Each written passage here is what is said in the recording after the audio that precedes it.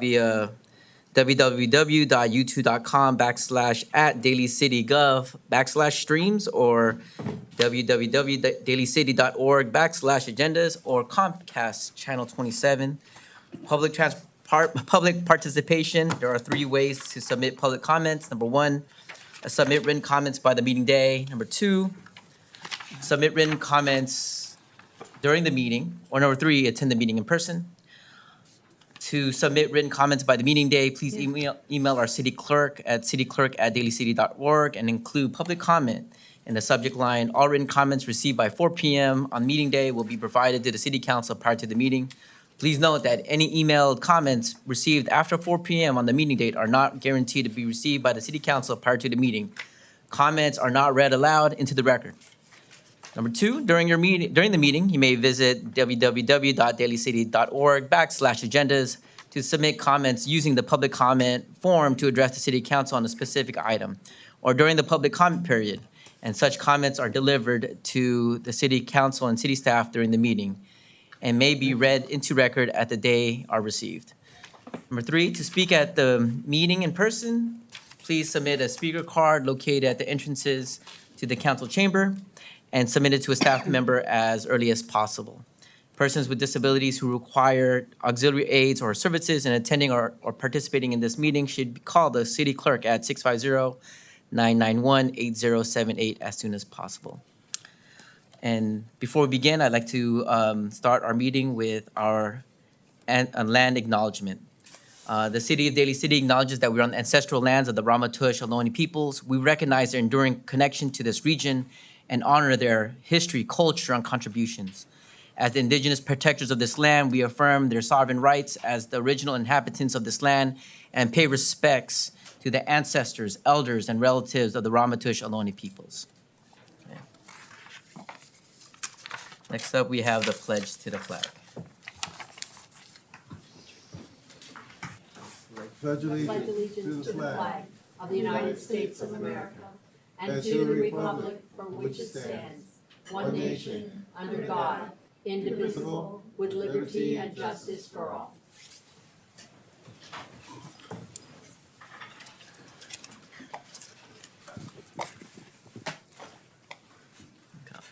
Roll call, Ms. City Clerk. Ms. DiGiovanni, Present. Ms. Perano, Present. Mr. Sylvester, Glenn Sylvester, present. Ms. Manalo, Present. Dr. Rod. Oh, I'm present. Sorry. Can I get a motion for the approval of minutes for the meeting of June 9, 2025? Motion to approve minutes? Second. All those in favor say aye. Aye. Motion for the approval of agenda for regular meeting of June 23rd, 2025. I make a motion. Okay. we got Second. first and second. All those in favor say aye. Aye. We have some public comments here, so general comment. All right, so we'll start with, okay, here we go, general comments. We have Lorraine, let me just make an announcement as well. So people are speaking for public comment, limited 2 minutes. And the council cannot take any action upon any matter raised under this item. Okay. All right. So the first person we have is Lorraine Yin from the Society for Launching Activism Amongst Youth, SLAY, Bay Area.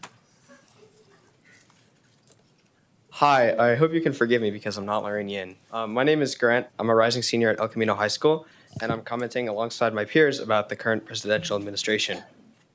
I'm sure you're all well aware that the president is responsible for the recent bombing of nuclear power facilities, appointed the richest man in the world to manage the government's budget, and put in place a health secretary who's posted fake citations. A recent Trump bill strips Medicare for almost 9 million people, cuts $300 billion of food stamps, and makes it harder for young adults and families to pay for college. However, it is not the immoral acts of the administration that are the most concerning.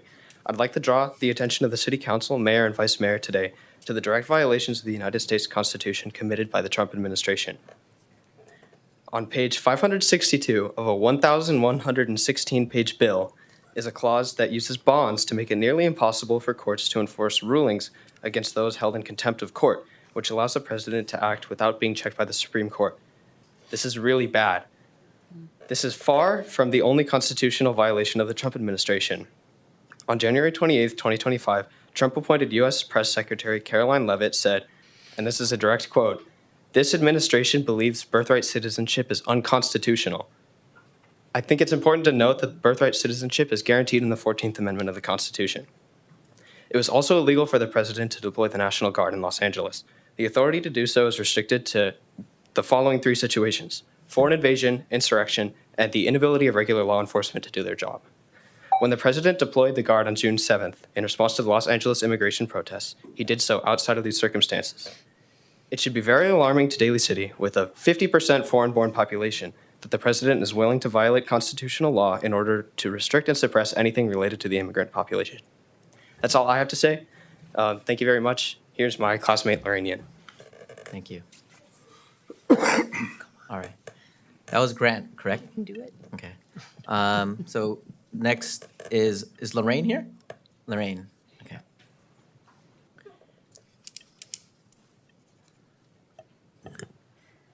Good evening, council members, vice mayor, mayor. This is a follow-up to Grant Kitchen. I'm Lorraine, and I'm a part of a youth activist group. We as a collective would like to use this time to ask the city to put forth something concrete to show your support. For example, last year, Daly City passed a resolution calling for a ceasefire in Gaza. We as a people ask that you respect the fundamentals of a democratic nation and listen to us. We ask you to pass a resolution clearly stating your support of our cause. Additionally, we ask you to attempt to pass some type of ordinance accommodating for the rights of protesters. For example, in 2020, Seattle passed an ordinance that banned the use of tear gas during BLM protests. We also ask you to sign a letter for elected officials that has been sent out. This letter has been already signed by Councilmember James Coleman and SSF Mayor Eddie Flores. Finally, we ask that you build coalitions, especially with South San Francisco, through passing joint resolutions and parallel ordinances.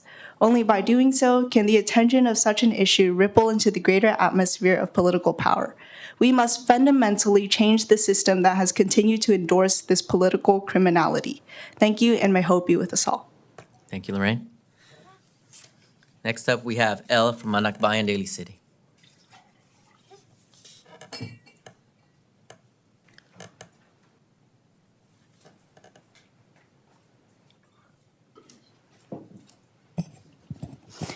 Good evening, Daly City Council members. My name is Elle, and I am a member of Anakabayan Daly City, a local grassroots organization dedicated to serving the migrant Filipino youth and students in the area. Anakbayan Daly City is a part of the Tango Migrante Network, a network of several Filipino organizations working to provide community safety and protection to the Filipino immigrants in our area, regardless of citizenship status. Many of our community members have voiced their concerns about the recent ICE raids, attacks on migrants, and the possibility of these raids coming to our cities and detaining our families and friends. There have also been several instances of fear-mongering as a result of misinformation, such as the images going around online of fake ICE vehicles parked at Westboro Plaza and Westmore High School. On behalf of Anakbayan Daly City and the Tango Migrante Network, we urge the Daly City Council, as public servants, to address the concerns of your constituents by taking a public stance against the unlawful detention of all migrants and to provide accessible resources for the community to rely on for accurate information. Thank you. Thank you, Elle. Next, we have Isabella Tolentino from Anakbayan, Daly City.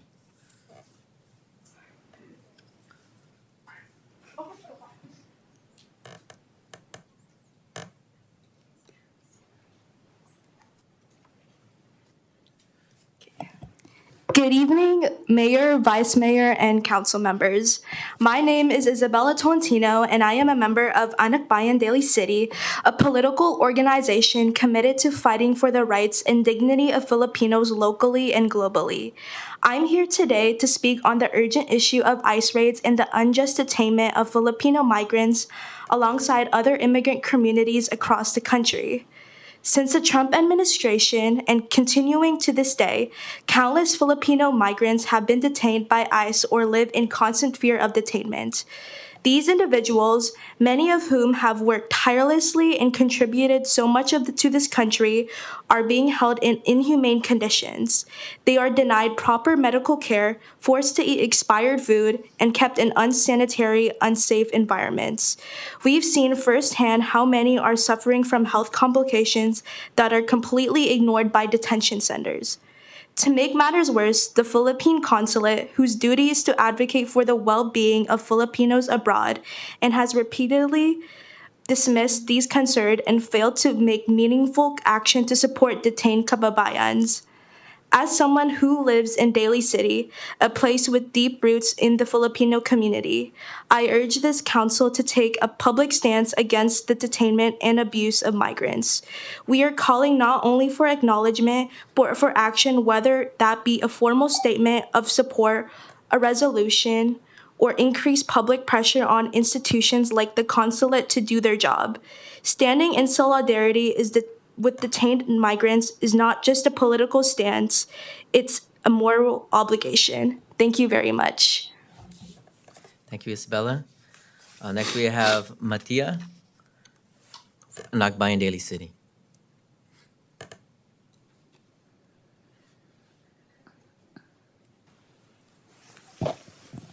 Good evening, all. I'm Matea, a member of Anakbayan, a grassroots organization defending Filipino migrant youth. I have also been a resident of Daly City since I was born, so I'm very familiar with our resilient and tight-knit community. During the past few months, I've been doing outreach in areas like Ceremony Mall and at my own school, Westmore's campus, listening to how others feel about the rise of ICE raids and deportations. Fake ICE reports increase the anxiety of students and parents, many calling home and leaving school for multiple days out of fear. And in the past few weeks, I've listened to the concerns of workers and general members of our community at the Ceremony Mall. Many of us are staying home out of fear, scared of going to work, grocery shopping, or even outside, sending their children instead out of fear of the idea that ICE can be waiting for them. By taking a stance on the current ICE raids and providing resources for our community, you can alleviate these anxieties of workers and families that provide so much for our livelihoods. Thank you. Thank you, Matea. And last, we have Nicole D. from Nakbayan Daly City. Oh, sorry. It was just...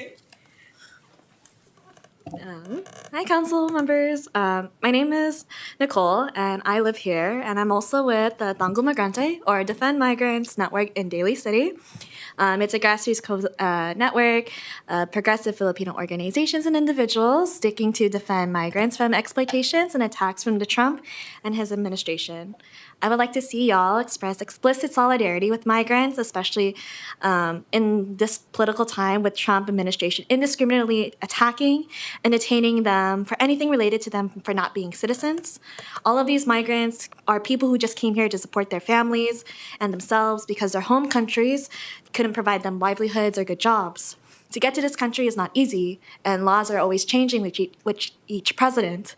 I had to advise my own grandmother, who is a green card holder, to not travel to the Philippines because the Department of Homeland Security is detaining green card holders without due process and locking them in overcrowded detention centers out of the state. We don't need additional fear of separation due to citizenship status. We need you to give folks hope and courage and solidarity to make it to work and home without any prosecution from Trump or ICE. So thank you so much. Thank you, Nicole. All right. Thank you for those that provided public comment. We're all listening, and we've all taken notes. Thank you. Okay.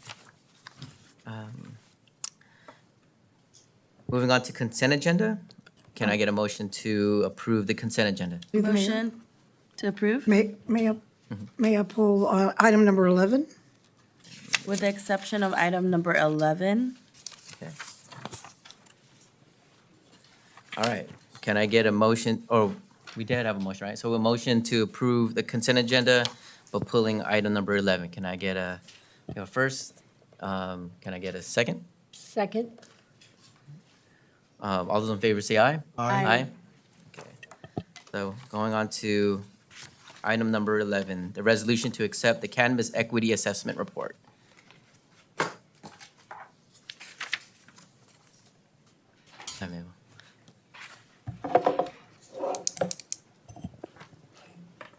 Hello, good evening, Mayor and council members. Hope everybody is well tonight. I'm Maybell, the Economic Development Specialist for the city. And in the agenda report, I talk about how the city applied for a cannabis equity grant to make the assessment in 2023. We were awarded in '24.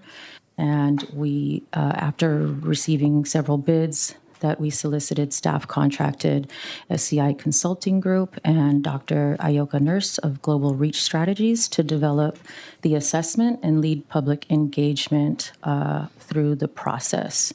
We conducted 2 town halls, one virtual and one in person, and stakeholder interviews were conducted, as well as research in cooperation with the Daly City Police Department about cannabis-related arrest data.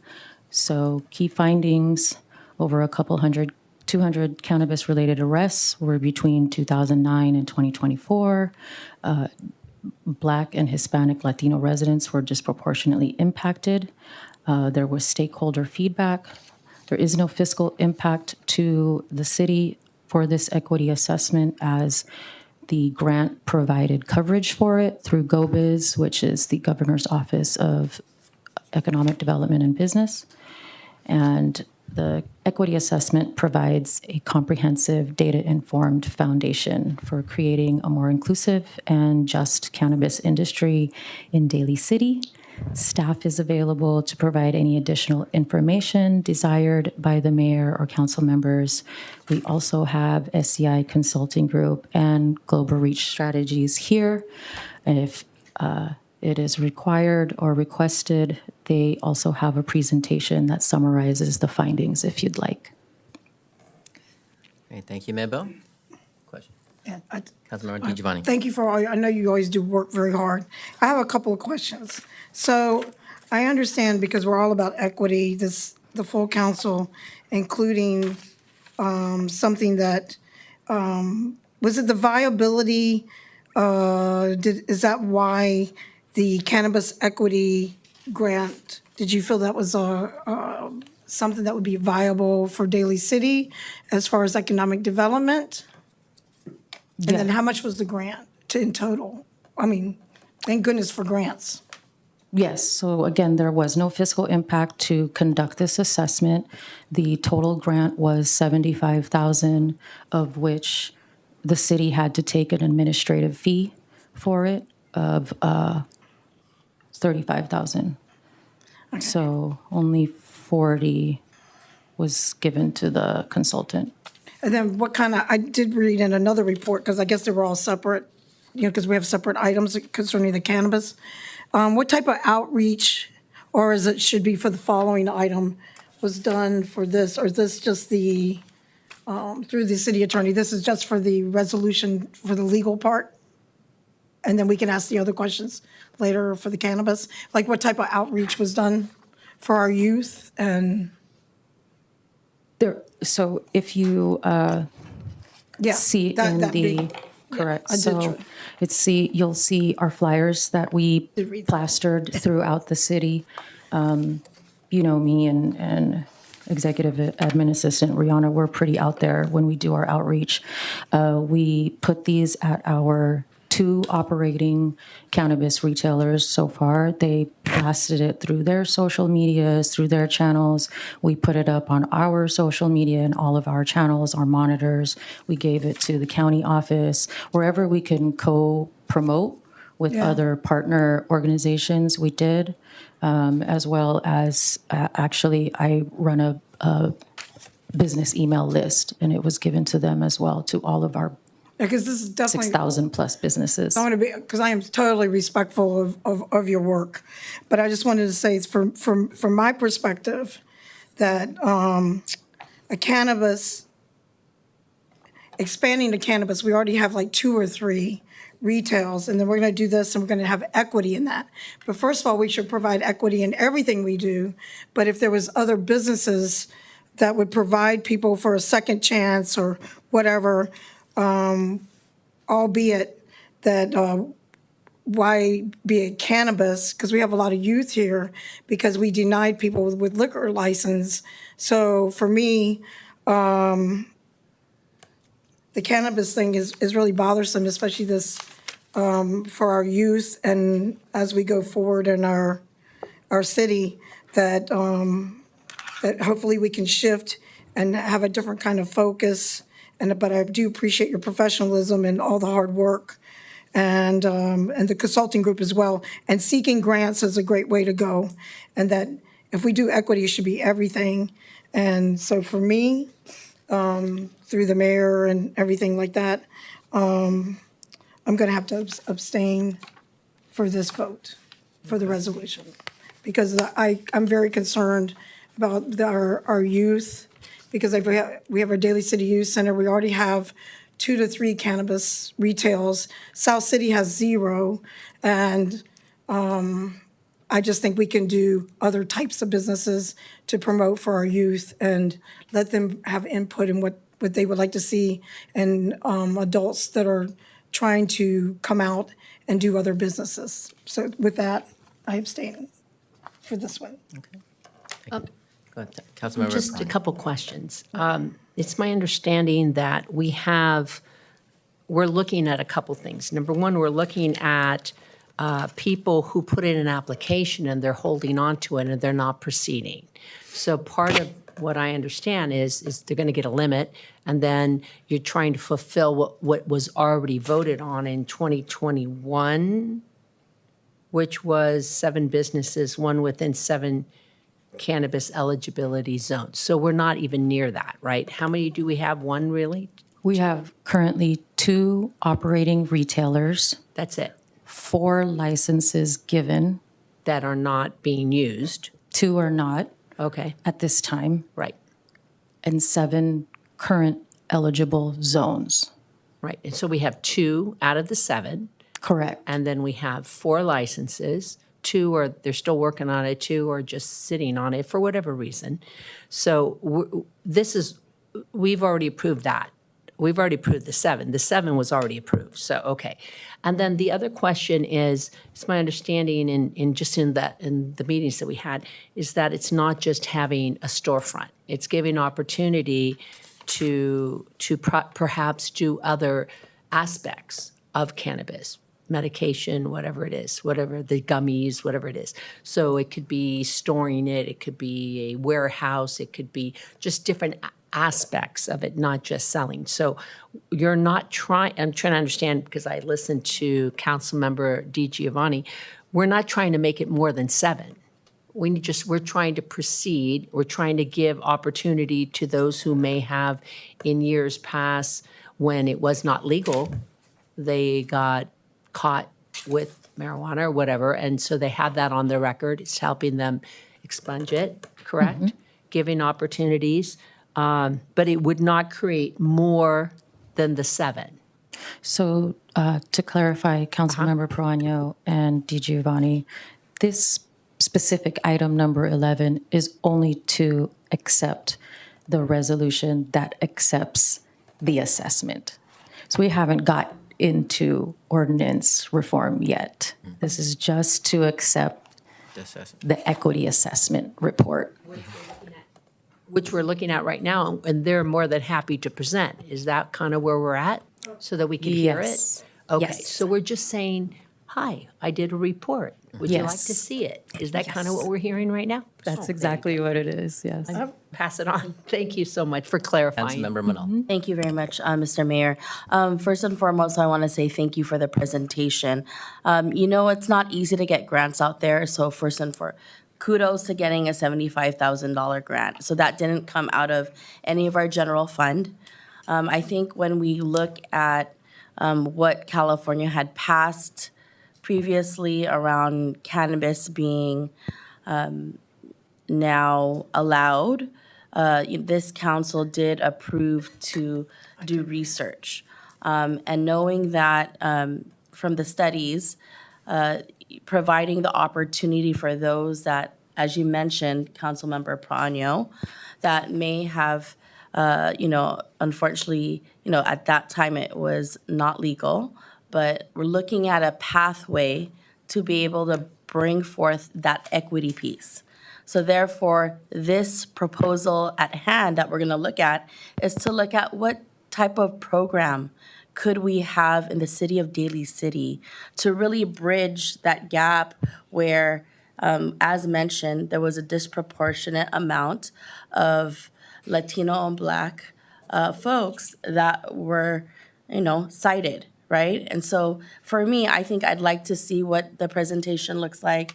We know what the consultants are here, and, to hear what those results are.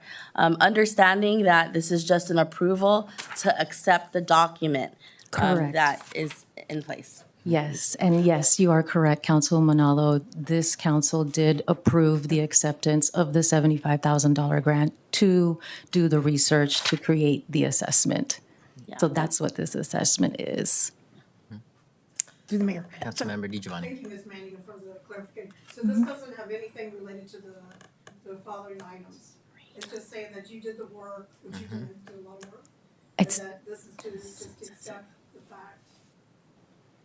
It's technically related, yes. It's the prequel to the next item. However, it is a separate item that may be accepted by this council.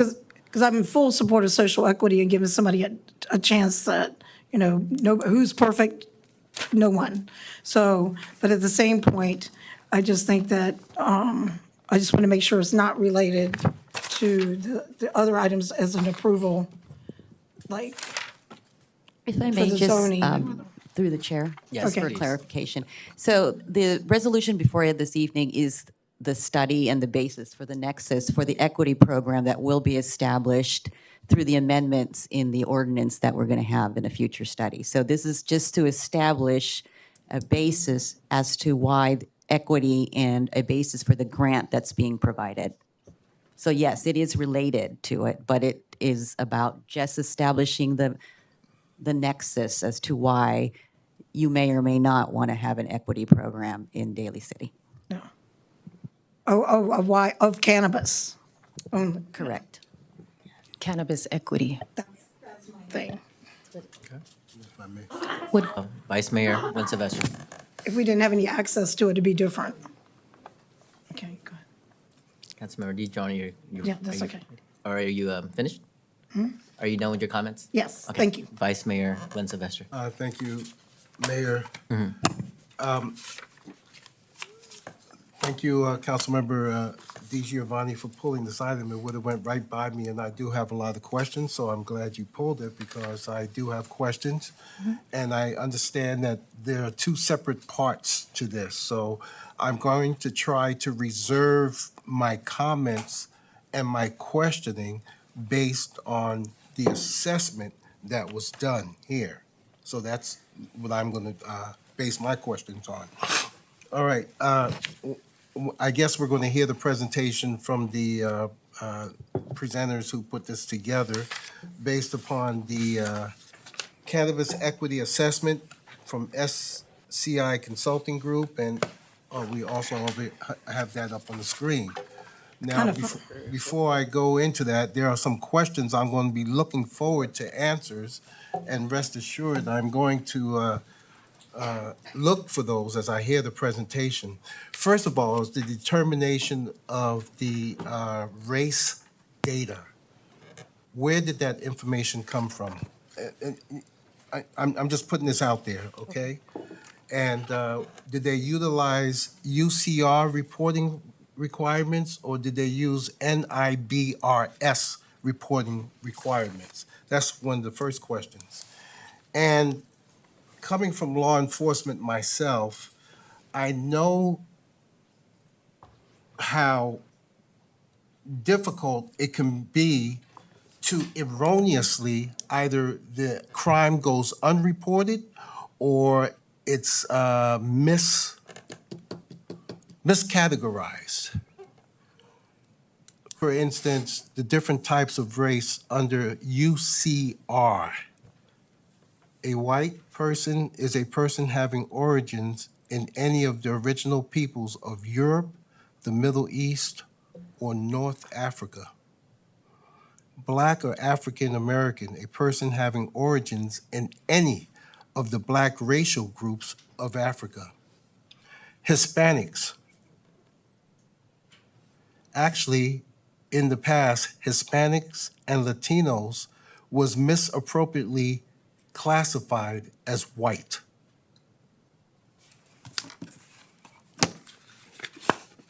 I have a chart from Table 43 of the FBI crime reporting statistics for 2019 that indicates on drug abuse violations, white was 748,874 to Black or African American, 274,000. And let me get the Hispanic.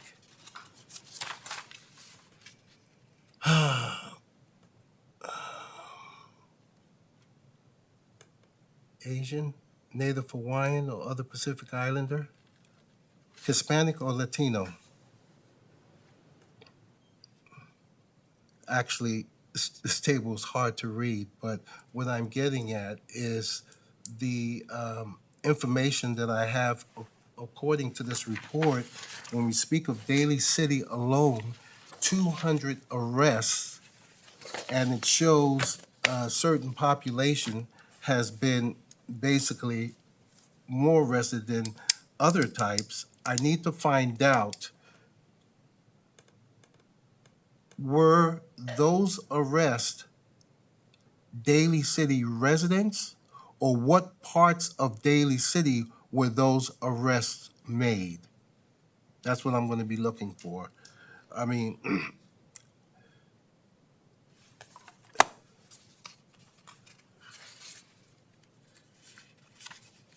and then also going through the, sorry, I got so much papers here. I was making notes as we were going on, but hopefully we'll get to the presentation. I'll let you folks speak.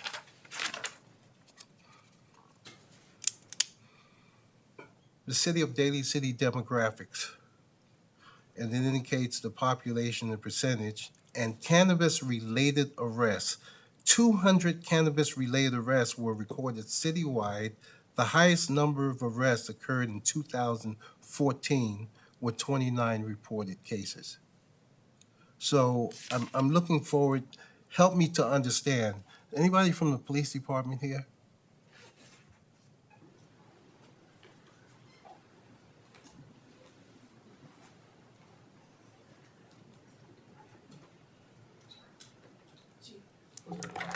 Hey, Chief, how are you, sir? Good evening, sir. How are you? I'm doing very good. This is Fantastic. gonna bring back memories for me because I remember some of these sections. 11357A, health and safety. If I'm not mistaken, that's possession of marijuana less than an ounce. Yes. And between the years of 2009 to 2024, there were 62 reported cases, as I'm seeing here on the report. That's what the report That's shows, okay. correct? That's what the report's, Yes. okay, great.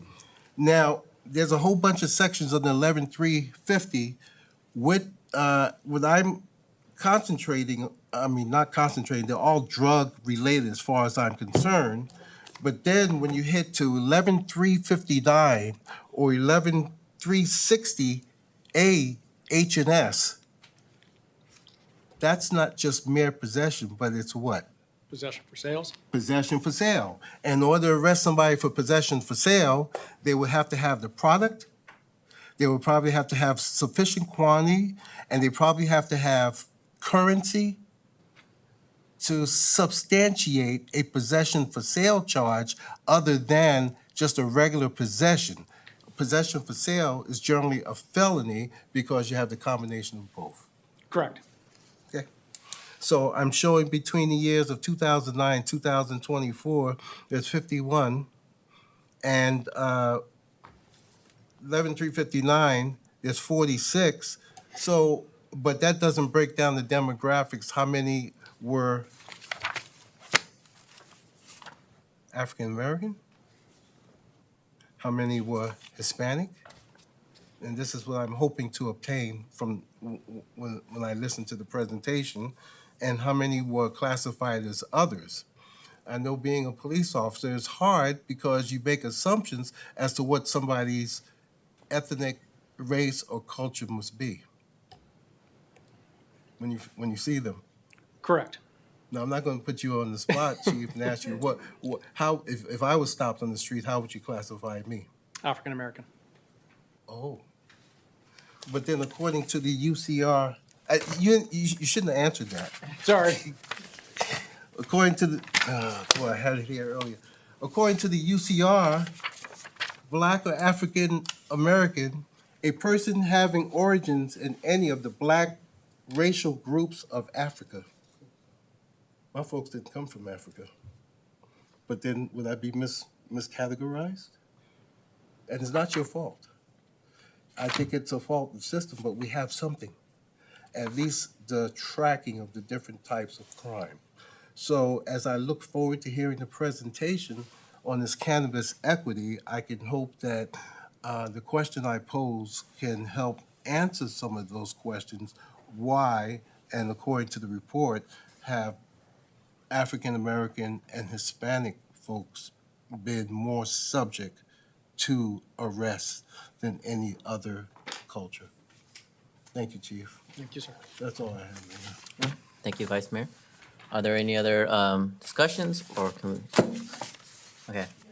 Just quickly, are we going to be able to listen to the presentation first? No, we're going to have, this specific item is just to accept that we did the report. Oh, This so it is doesn't only, really, this is resolution to accept the cannabis equity assessment report, but I'd really love to get to the presentation. yeah, So I we need appreciate that, to Mayor. get a But the city attorney did say there was a nexus between this and the other items. So that is, the more information we have, it's easier to make decisions. And based on just this, it's not easy to make a decision, something prior, and then it's connected to other things in our agenda. If you follow what I'm saying, even though you didn't make the agenda. But that's my thing, because Okay. Vice Mayor also had questions. Yeah, but we can't make these questions, they can't address it unless we get to item number 18 and we're still stuck on 11. Right? Sorry, Mayor. Could I Yeah. please, this presentation is actually on the assessment. Okay. If you would like it, they are here. Oh, it is? Okay, thank you. It is on this. All right, well. Thank you, Ms. Manio.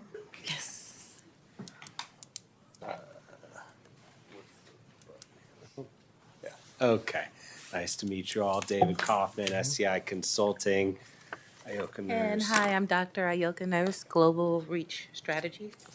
And I think we'll try to tag team this and get through this as quickly as we can. Just gotta. Can't hear.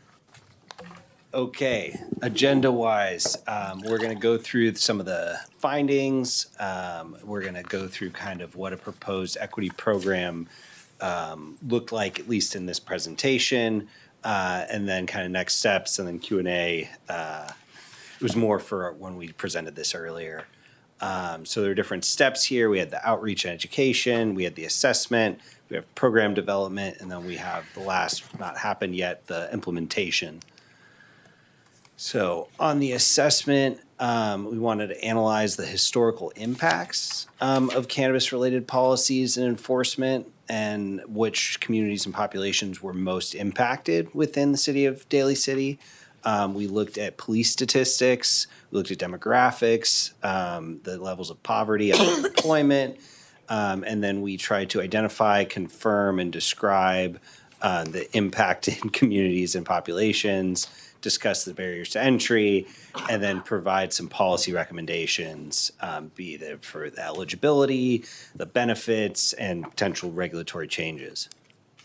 I'll let you jump onto this one. So here are our equity analysis and key findings. So you are correct in stating what we had in the report. 200 cannabis-related arrests from 2009 to 2024. Black and Hispanic Latino populations are disproportionately arrested. And then it shows the most impacted neighborhoods. You can see the little dots. Those would be the most impacted neighborhoods. Okay. And so summary of our stakeholder outreach. So some of the key takeaways were the barriers to entry, and these are general across the board for similar areas with the same demographics and issues. And so this ties directly into council members' comment about children, young people, and that. So Daly City has an issue with smoke shops who also operate in the illicit market. When you have a cannabis license, you cannot serve anyone under the age of 21 unless they have a medical, which is 18. So this is where the issue lies with children and access and misuse. And that's more of an issue with Daly City than it is with your current cannabis population. So there's an oversaturation of retail licenses, but as we stated, there are 2 that aren't even in operation. Land use and zoning restrictions. So stakeholders suggest a stronger enforcement against unlicensed shops, a balanced retail licensing to avoid oversaturation, landlord incentives to lease to equity applicants, because as soon as a landlord hears cannabis, it's 3 times as much. So zoning reforms for more equitable access to property. And cannabis regulatory landscape. So the city approved legalized commercial cannabis in 2021 and allowed uses as cannabis retailers and testing laboratories. Retail capped at 7 businesses, 1 within each of the 7 cannabis eligibility zones. So the breakdown for retail licenses are 4 licenses issued for zones 1, 2, 5, and 7. 2 are currently operational in zones 1 and 5, and there are left in 3 are left in zones 3, 4, and 6.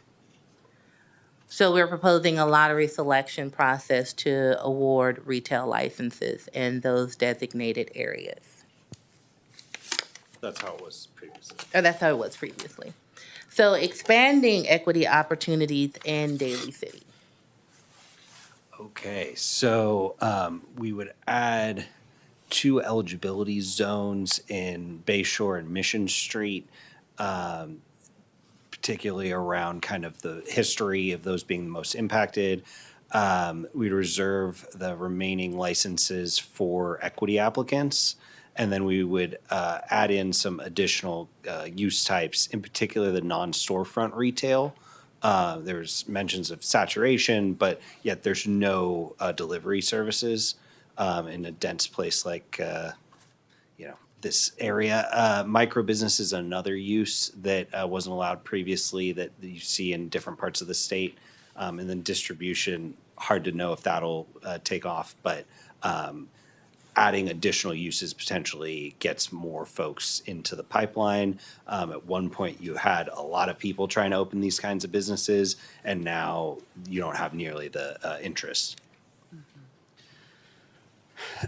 So moving on to the eligibility criteria, one aspect is the justice impact. So having had an arrest or a conviction sometime before November of 2016 when it became legal, some kind of income and asset limit. So the thought was household income below 80% of median income, or eligible for public assistance, and a net worth of under $250,000. A residency bonus, a residency requirement built into the lottery. Applicants can meet this and get more entries. I think, city attorney, we changed some of that. So this is a older version. We'll get into that on number 18 on kind of what the specifics are around eligibility. So some potential services, technical assistance. So there's a variety now here in 2025 of cannabis certifications and business development courses, a lot different than it was in 2016, 2017. There's a lot of assistance for applications and workshops for folks to help them try to get into the industry or train to be able to operate a retailer. And then most importantly, the financial assistance side. So the fee waivers can be accessed through a different set of grants. So the city was able to get that 75,000 for this evaluation, but there's a whole nother 500,000 no strings attached that would be able to be used for fee waivers and direct grants. So those would go directly to the applicants and be able to be used for a variety of startup costs. And while 500,000 isn't a ton of money for a program like this for social equity, I'm not familiar of almost any other program that goes for social equity and training, and it can be used in a direct grant way. So these are pretty liberal grants in my understanding, and they're kind of a use them or lose them. Different jurisdictions we were just talking about nearby Richmond went for these grants, and then because of some inadequacies internally, we're unable to deploy them. And so that money would now be able to be available to somebody like Daly City to be used for these direct financial assistance grants. You can also do expungement services, and it can offset some of the equity licensing for the city as well. So next steps, we're all the way at city council, but we've had quite a process here with the Small Business Commission, the Cannabis Subcommittee, and the Planning Commission just in May. Actually, could we turn to page 6 of the assessment? Because that's where Vice Mayor's request for information is. Graphs. 6. Yep. When you start seeing visuals, there we go. So this is the general ethnicity makeup of our city, at least in 2022. Go down a little bit to see where it comes from. Yeah, census. Yes, from the census. And then if you scroll down a little bit more, this is where the arrests year by year are. So you'll see where the spikes are. And then if you go down a little bit more, it will give us a breakdown of a little bit more, the statutes. And this is a visual of those statutes. Oh, stay right there. Yes, that's what you're looking for, correct, Vice Mayor? No, thank you for the reminder. I'm very familiar of the different statutes. I was just trying to bring a point that possession for sale, 11359 and 11360A are basically felonies, whereas 11357A are misdemeanors. So there's a difference between the felony and the misdemeanor. Now, since we're on that topic, I didn't get an answer as to where were the arrested person, where did he or she live? Were they Daly City residents or out-of-town residents? Not necessarily. I mean, could have been from wherever. There wasn't a distinction between residency. Wherever, so. It was where the arrest occurred, right? What part of the city? Okay, but well, we're going to get to that later on because I'm going to later ask about the overlay of the 7 zones and if you can place that overlay on the map that you have indicated in your report and just see where our current zones are now and where the arrests have taken place. And that's coming, but I'm just trying to deal with the study for right now. Vice Mayor Sylvester, is your concern the overlap, the zoning, or I don't understand the concern. Okay, well, later on that's coming. I was trying to reserve my thoughts for what's coming later on. They want to open up a couple of more places, and yet I can dispute why we should not open up the one down on Mission Street or McDonald Avenue in the Bayshore. And for, believe me, let me just make a general comment since I have the floor. I'm very familiar with Prop 64 in 2016 when it was passed by 57% of the voting populace throughout the entire state of California. And I've also picked up a study, which I'll bring it up later on, indicating that since the passage of Prop 64 and its passing of 57%, and I have data showing that a study has been done by the public, the voting public, Democrat, Republican, African American, Pacific Islander, various cultures, and they want this. Anywhere above 66% in all cases, and it shows that the program is working. And what I hope to bring out later on when we get to that item is my concern is about concentration and to prove your point on the sense of why would we open up another location if there has been arrests there, and I don't want to add to the possibility of arrest being made. So basically, that's why I'm questioning some of the aspects here on your report. What, the type of arrest that would be made, or you're talking about The- cannabis arrest for felony possession and sale? Very good question. Basically, drug offenses. So why would having a cannabis dispensary in that zone increase felony drug offenses? Why would having a cannabis location within a particular zone increase? Because opportunity. It exists if it's there. Now, okay, I didn't want to go down that road. According to the state of California, we have to establish a minimum buffer zone of 600 feet. When this first came before council, I requested 1,500 feet from schools, churches, banks, and parks. But the city did not follow that, and they created 12 zones. 12 zones prior. And we came together as a council, we got that down to 6 zones. And one of the promises we made is we would not put one out in the Bayshore. And now they're asking on item number 18 to put one out in the Bayshore. No, I'm getting to Mission. Now, Mission, well, I don't want to play all my cards right now. Right, but because what let's it- just deal with and, this. And I'm sorry to interrupt, but it Mhm. sounds, being an outsider, I'm from Richmond, Richmond. California. Okay, okay. Because I agree with your sentiment with what you had said earlier. And I won't go into detail about where I'm from and how long my people have been here.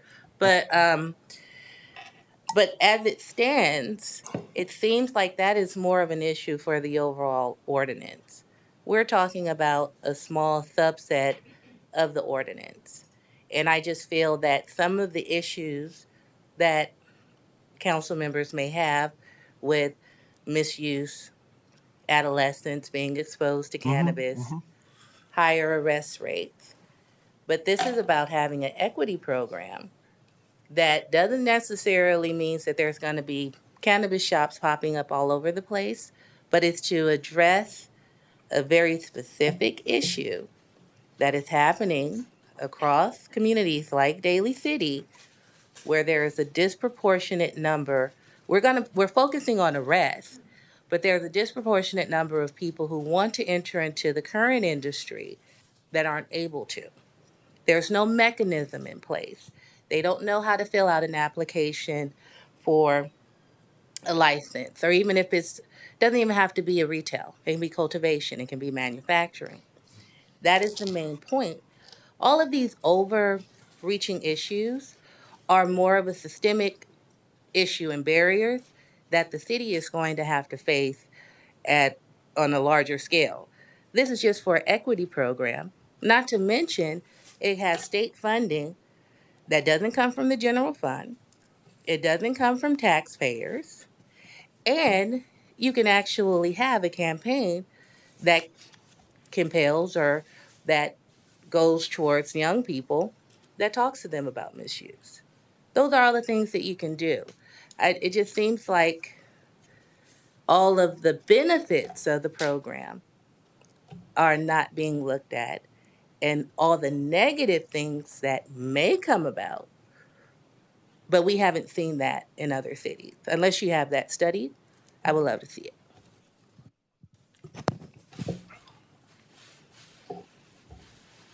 That, that was very well put. Thank you. You've opened up my eyes to see the other side, and that definitely makes a lot of sense. So I'm willing to get more information. And one of them I see is if anybody's been arrested and/or convicted as part of the equity program. Well, do we have limits? What if they've been arrested 15 times?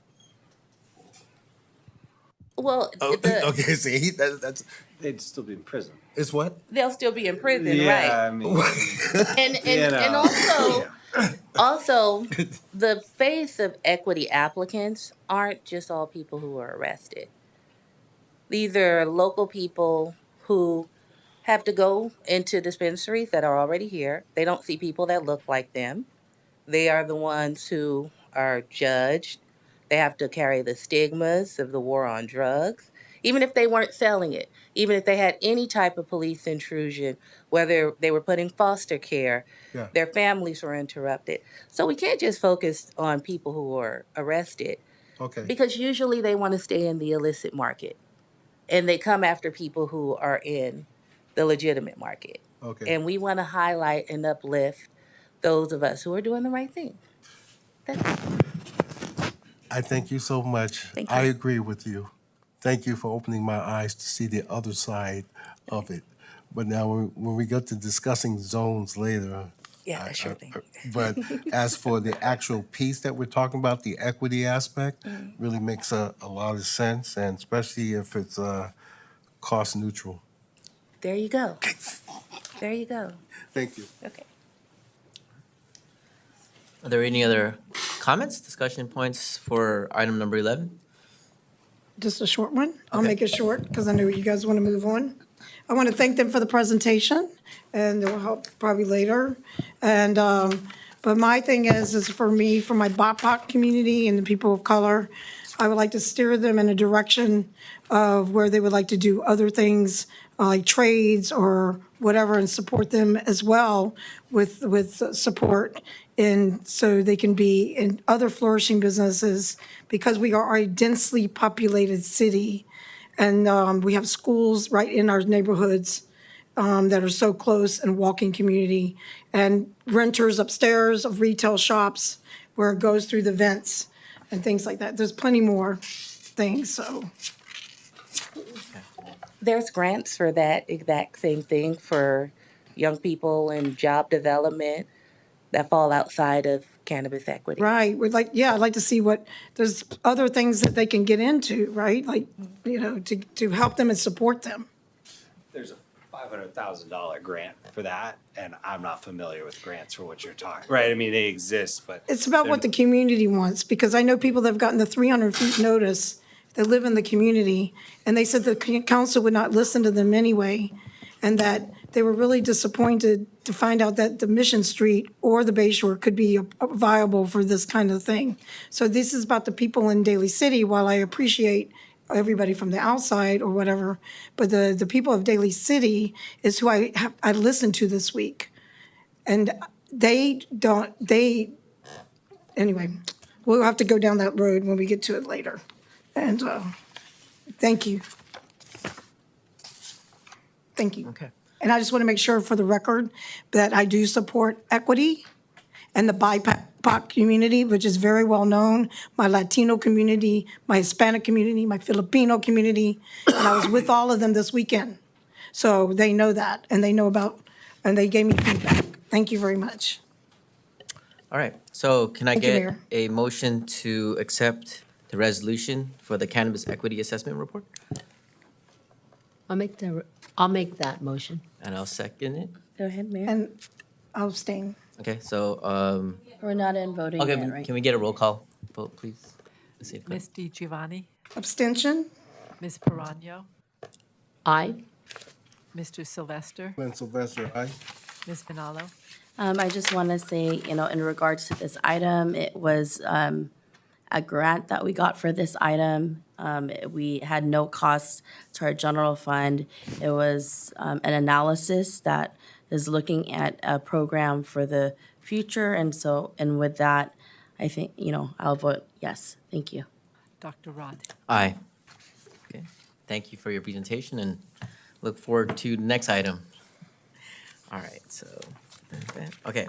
So item number 18, introduction of the ordinance of the City Council of the City of Daly City repealing and replacing Chapter 5, 104 to Daly City Municipal Code, subject cannabis regulations. So, welcome back, Mabel. Thank you. Good evening again, Council. I just also want to preface that this item is separate from the two additional zones that is to be voted on separately. This is just for the cannabis equity program and the reforms that come to the ordinance. So in alignment with the city's commitment to equitable economic development and the findings of the cannabis equity assessment just accepted under the separate action, we recommend that the council amend the existing commercial cannabis ordinance, Chapter 5.104 of the Daly City Muni Code to amend the city's commercial cannabis regulations, including provisions to establish a cannabis equity program, again, separate from the zones. So the key ordinance amendments include a creation of a cannabis equity program, which is also dive deep into in the assessment report, expanding the license types. So in addition to delivery and storefront retail, it's proposing to add cannabis micro-business, infusion-only manufacturing, which is non-volatile, non-solvent, so something like a bakery that makes, baked goods. That would be considered manufacturing, and then allows for distribution operations when it is co-located. So that would mean that it would have to be part of a micro business, which has to include 3 separate licensing under state law. It would also include a revised licensing process, which requires that equity be taken into consideration into our lottery-based license selection. And it also enhances the conditions of operation as well as compliance with state law and CEQA. You'll see in the staff report chart breaking down the current ordinance and the proposed ordinance. And there is no fiscal impact for accepting both the equity assessment and then the components that it proposes for the program implementation. And thank you, Council, for accepting the assessment. That is the first part of us being primed to apply for the next round of funding, which is typically in October from GoBiz. It is the Phase 2 cannabis equity grant funding of up to $500,000, and that is no match. It's no strings attached, just report out on what our program is. So a lot of this program implementation will depend on the availability of that future state grant funding. And staff is here and available to you to provide any additional information as well as our consultants. Rose, I have a quick question. I forgot to have a person for a speaker card for item number 11. Would it be okay to have that person speak? Even though we For were, which item? for 11? Oh, for 11. Yeah. Yes, we should probably recall the items. Oh, so public that- Can we have that person talk now? Yes. Okay. So apologize for the Oh, yeah. for my mishap, but we have Chi Lee to speak on item 11. I thought it said 18. So I just live in the area of Bayshore, and I just want to say something quick that is, we are not big fans, and one of the issues that I'm noticing being from that area, which is adjacent to Visitation Valley, and honestly, we're really just one neighborhood, right? Like, the border between SF and DC just cuts, it doesn't follow streets. We are basically one neighborhood, and I believe we already have a dispensary or a cannabis business already in the neighborhood. I understand that as San Francisco, but Elevate San Francisco is effectively in our neighborhood. And I would just like to remind that we are a neighborhood that's coming off the grime right now. We are rebuilding the projects which are right there, and I believe that we have enough of cannabis in our neighborhood. So that's it. Thank you, Chief. I apologize for. All right, so going on to item number 18 and opening it up for discussion. Are there any questions, comments from my colleagues? Yeah. Vice Mayor? Okay, we on number 18? Yes, 18. Yeah. 18. Hold on, let me. Just to add additional zones? No, this is the repealing and replacing Chapter 5. Oh, 104, yeah. 5.104 to the Daly City. Basically, correct me if I'm wrong, this is based upon the assessment, the equity piece that we just approved. And in doing so, we're adding additional, I guess, areas to the municipal code, right? When you say areas, do you mean physical Well, we- areas? We just approved the assessment piece, equity piece. You just approved the assessment report. The report, okay, right, the cannabis equity. Right, we just approved that. So now what we're on now is the actual municipal code, basically defining additional areas to provide equity as we move ahead with cannabis. Correct. That's what I get. Yes. Okay, all right, but we haven't gotten to the zones yet. No. Okay. If I may, through the mayor, Yes, just for yes, please. clarification. Cedric. When you say different areas, Vice Mayor, this is actually expanding the scope of the business license for cannabis regulations. So you're creating cannabis regulations for the equity program, not necessarily locational areas. It's eligibility, requirements, priorities to be a participant in the equity program, But not additional areas. not additional No, location. we're not areas. there yet. We're not there That'll yet. be 419. I got it. Through the mayor. Through the mayor. Just a real quick Or one. Nijman? So even though thank you, Rose, our city attorney. So, but also inside this ordinance, just to clarify, it also says that it can be distribution. It expands it other than retail. If we put it in here, it covers all areas of type of ways to be productive in the cannabis industry. Is that correct? Whatever's being proposed. Yes. It's it- included in the ordinance, Yes, it which expands. currently is just retail, but now it's expanding it into distribution and other ways.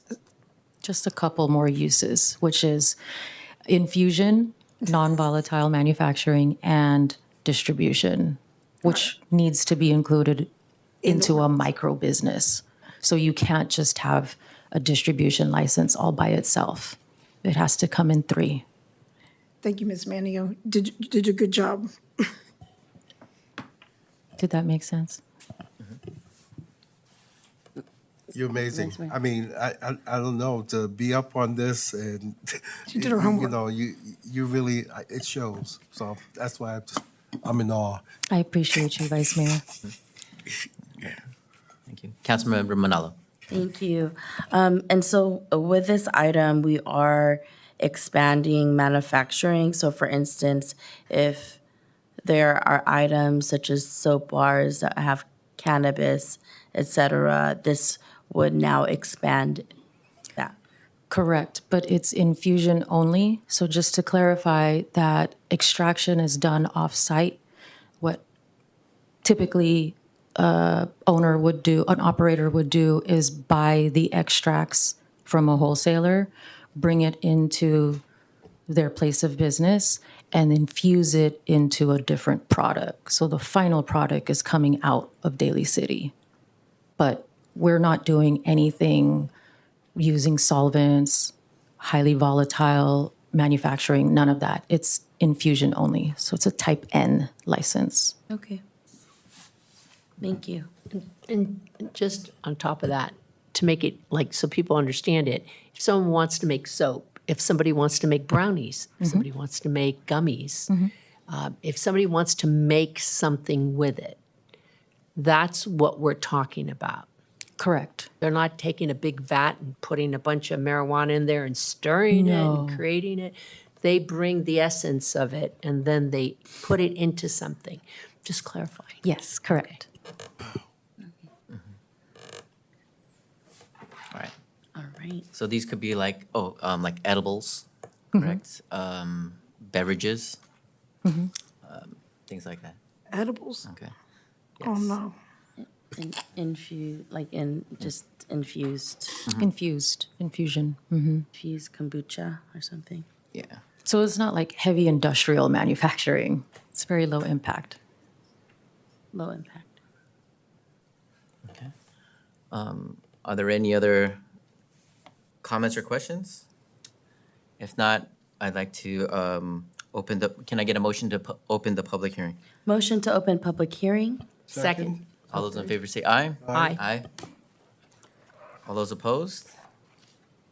Okay, seeing none, we'll open up the public hearing. 19. Seeing no public speaking cards for item number 18, can I get a motion to close the public Motion hearing? to close. Second. All those in favor say aye. Aye. Aye. All those- Okay. Can I get a motion for the city attorney to read by title only? Oh, wait. We're going to do a roll call Oh. for vote? We Oh, don't my- need. Because I'm not gonna vote. She said there doesn't need to be. Do we need a roll? Oh, I abstain. Okay. Oh, well, can I get a motion for the city attorney to read by title only? Motion to read by title only. Second. All those in favor say aye. Aye. Any abstentions? Got one. Yes. Can I get a council member to introduce? Oh, the let me ordinance? just read it. Oh, go ahead, sorry Sorry. about that. This is an ordinance of the City Council of the City of Daly City repealing and replacing Chapter 5.104 to the Daly City Municipal Code regarding commercial cannabis regulations. A council member may introduce the ordinance. I'll go ahead and introduce the ordinance. Thank you. So, off to item number 19. Zone change 7C04-24-16507, rezoning parcels to CC Commercial Cannabis Combining District. And we have Mr. Lockhausen here, Van Lockhausen. Oh, my goodness. I'm in trouble now.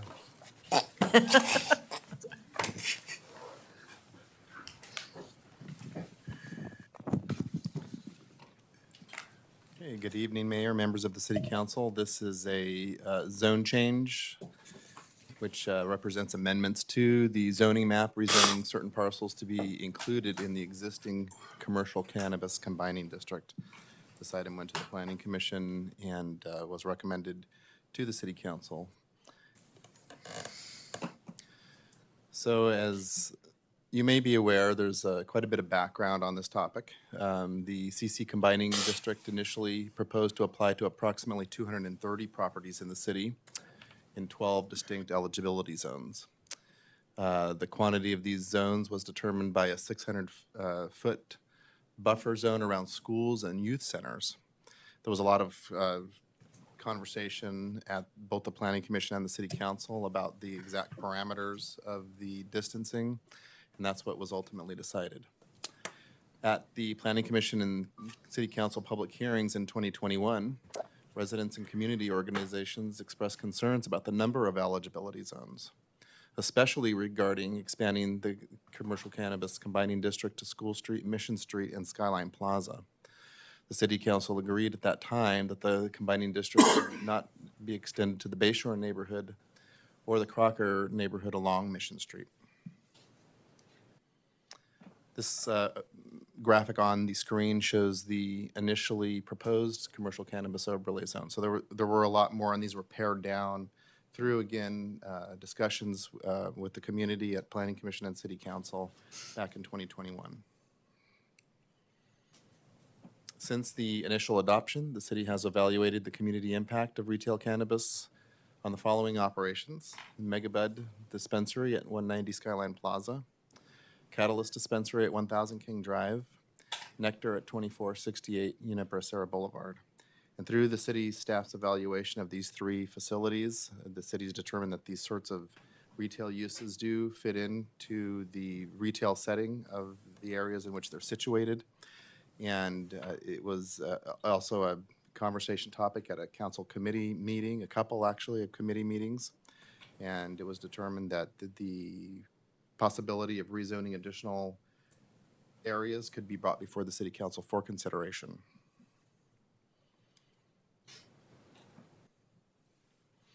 So the current allowance and the proposal before the city council tonight is that cannabis retailers and cannabis delivery businesses are currently allowed in 6 eligibility zones with one retailer delivery business in each zone. In July 2023, the city council approved a 7th eligibility zone that solely included the property at 1618 Sullivan Avenue. No use permit or discretionary zoning review has been required or would be required moving forward.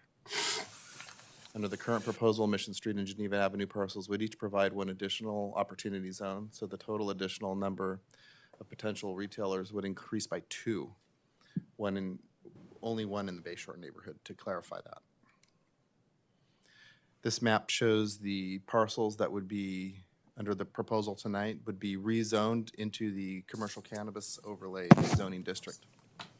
This area is generally Mission Street between Crocker Avenue and Templeton Avenue.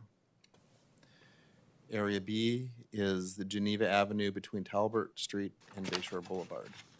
And Area C is Geneva Avenue between Castillo Street and Calgary Street. And we just wanted to clarify that between the two Bayshore rezone areas, only one retailer would be allowed. This proposal is exempt from the California Environmental Quality Act. As I indicated, the Planning Commission reviewed this and recommended that the City Council approve the zone change. If there's any questions for the city staff, we're here, of course, to answer those questions. Thank you so much for your presentation. Councilmember Prania. I'm sorry, I just wanted clarification. Did you say there would be an additional 2 to the 6? Because the 7th one is just for 1618 Sullivan? Is that kind of what I just heard? So we got 6, maybe 7, depending. That's 1618, I thought. Sorry, 1618 Sullivan was approved, so we have currently 7 eligibility zones. This proposal tonight is to add the 2 new zones, so that would make a total of 9. Mr. Mayor? Yes. Thank you. Mayor? Councilmember Manal. Thank you.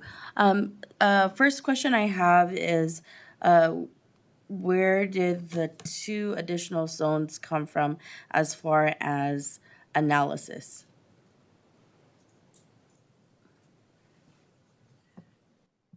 Well, these, if you go back to the original map, where the buffers were created, there aren't really any other opportunities.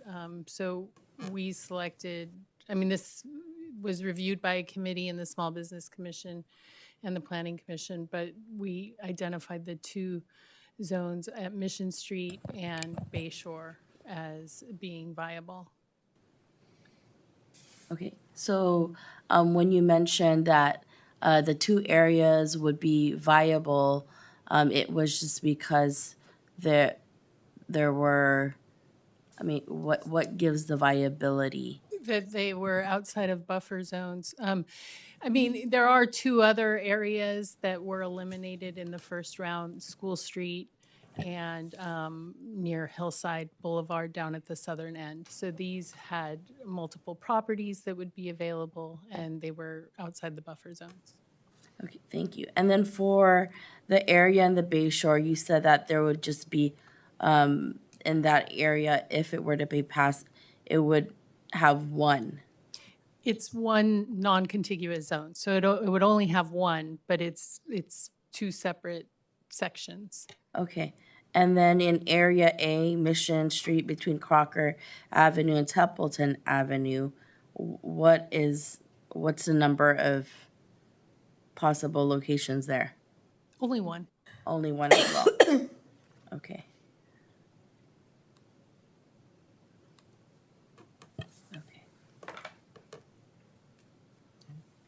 Thank you very much. Councilmember Prano.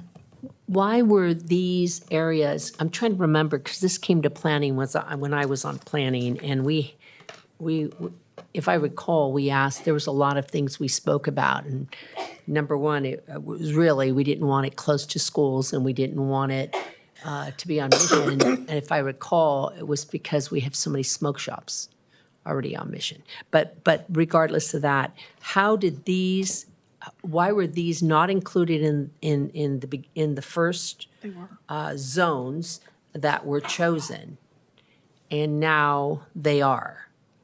Well, they were in the original proposal. It was through council, planning commission recommendation and council action that they were removed. And I Right. think there was concern about proximity to residential. Right.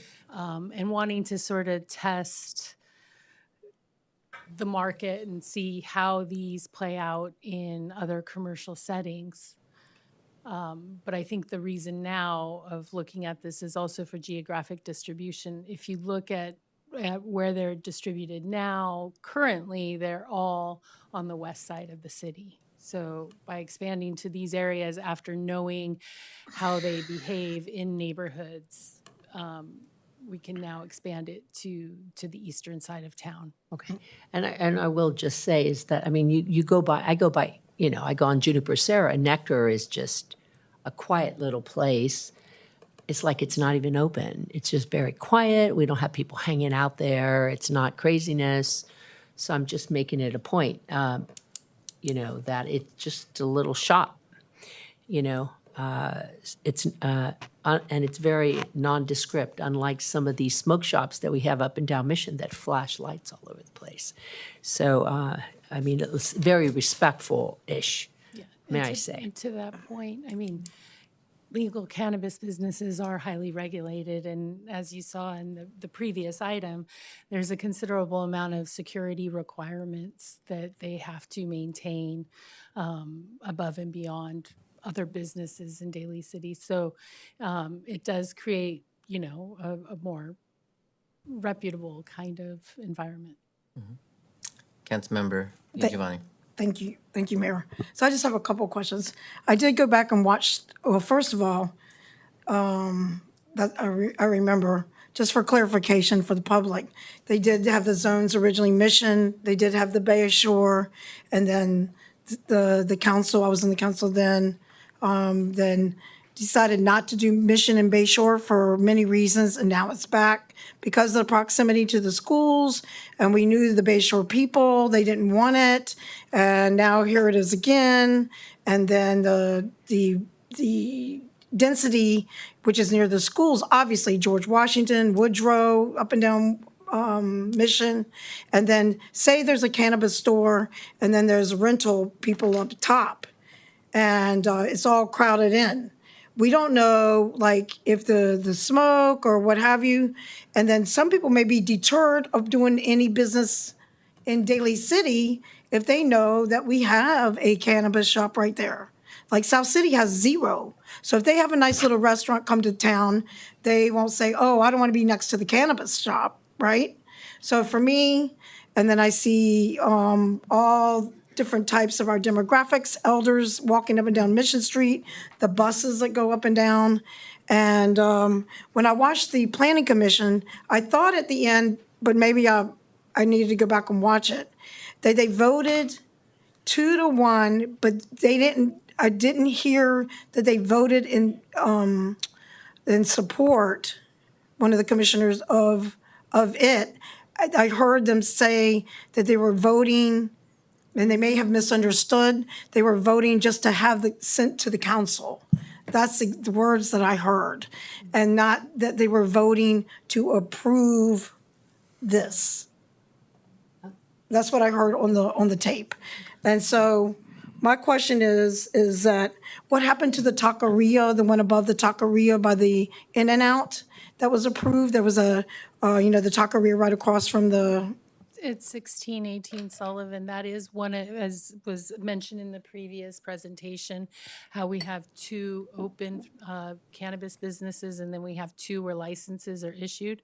The one at 1618 Sullivan is holding a spot at this point, but it has not opened.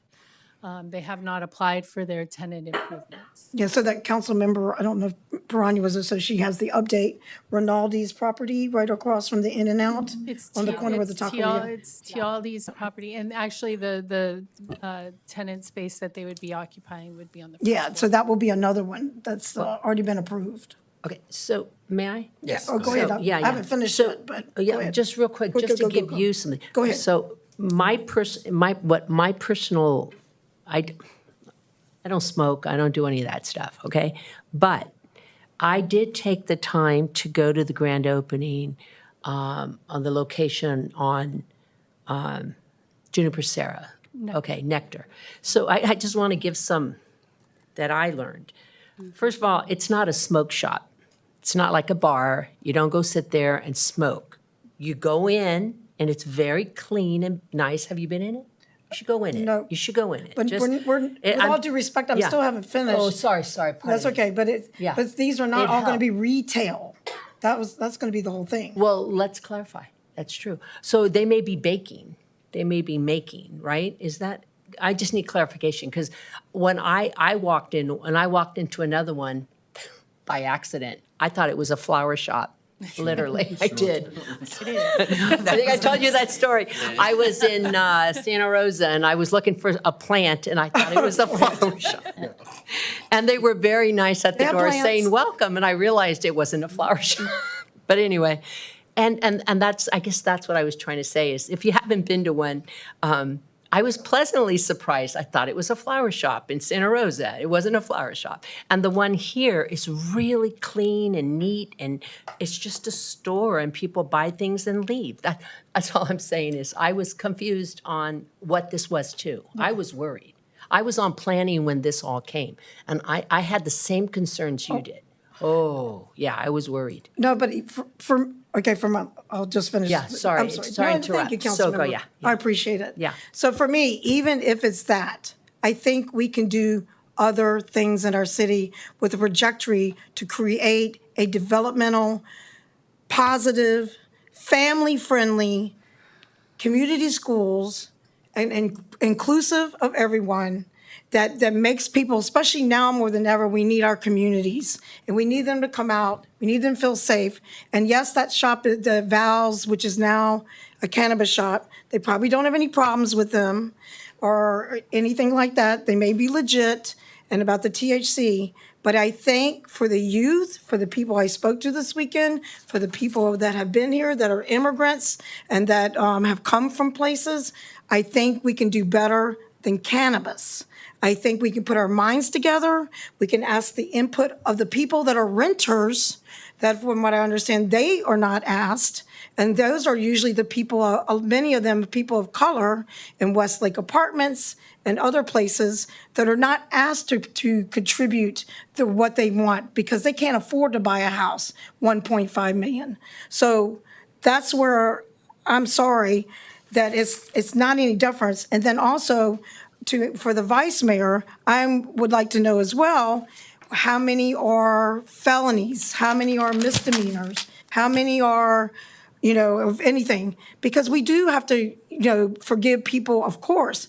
But I would like to maybe get them in a union or maybe trades or help them in another business in our thing. And do our other businesses even know that this could affect their business? Because I know I go to events at Top of the Hill and the Crocker Lodge, which is the Masons. And if they knew that there was going to be like cannabis and all these little things around and nighttime they walk around, not saying that everybody's bad in that industry. But for me, I think we can do better as a community. I think we're rushing to do this, and these are not the economic times. Even there have been reports that these are not making the money, and now we're going into, and I mean no disrespect because she does a lot of hard work and she's really good, our economic development person, and totally, she's amazing. But it's the idea, what are we doing for the future? What can we do for our future, right? We have retail strategies. We have all these other things we can get. And now with the economics, it's not making the money. So I think we can do better and for the people that have family. I see a lot of new families that have moved in here from San Francisco. And to do the mission and to do the Bay Shore as a zone, then I cannot from my heart and my soul even approve cannabis in those areas, whether it's gummy bears. Even now we're moving into, we didn't even have edibles before. That was an issue. I remember when some of the people came and were opposing some of the 12 areas from the first time. And I actually, yes, people know, you could tell I was a no, even to the ones that, and then that our vice mayor, I think he was mayor at the time, I wasn't sure. He did try to get a bigger, between the schools, but I was a no because it was not where we need to go in Daly City. We couldn't go in other things. We can do things. And people that need restorative justice or have you, we can support you, we can help you, we can put you in other businesses. And I don't think it's funny for those that are laughing, because this is our community of color, majority. 72% are foreign born. And now more than ever, sir, with all due respect or to anyone, this is who we have to look out for. And that's the duty that I've been chosen to do and to listen to the people. So thank you. Thank you. Thank you, Mayor. I kind of would like to respond. I think we're not opening up a crack house and we're not opening up a fentanyl place. I think when we talk about people that have experienced death in terms of cannabis, the CDC reported there's people that have abused it, but nobody's ever died from it, right? And I think there's this negative narrative that people that have cancer, they use this as medicine. That's different. People has used this as topicals. They don't want to use fentanyl and opioids for pain relief. So this is a alternative medicine. I think you're using a very, very old demonizing narrative that this is like a gateway drug to the most harshest drugs. With all due respect, my mother had cancer. It's my turn to speak. It's my turn to speak. My mother had cancer I and let you used speak marijuana. for like 20 minutes. So it's my please. turn to speak. Don't say that about cancer patients. My mother was a cancer patient. And my mom died from cancer. Yeah, so I know, don't tell me it's old school what I'm saying. I was listening Okay, to Don't put me down like that. I'm just saying, there's people that are professional sports athletes. You should ask the using community. this as a way for muscle relaxation or as well as recovery. There's all these different forms of, it's 2025. There's people that are studying this. There's people that are, and when we talk about the different overlays, we're not talking about like, we're gonna put another retail shop. We're just expanding the type of other things. We're talking about infusion. We're talking about we can change storefronts, right? We're expanding those different notions. But when you say like, this is not the end all be all, you're making it seem like we're not doing anything else for equity, and here we are, we're doing this cannabis thing. And I think you're blowing it up out of proportion. I think that out of respect for folks that have benefited from equity programs in San Francisco, I've had friends that have been part of these programs. I've seen the success directly. I've been to many cannabis clubs. It's not like a liquor store, as what you proclaim.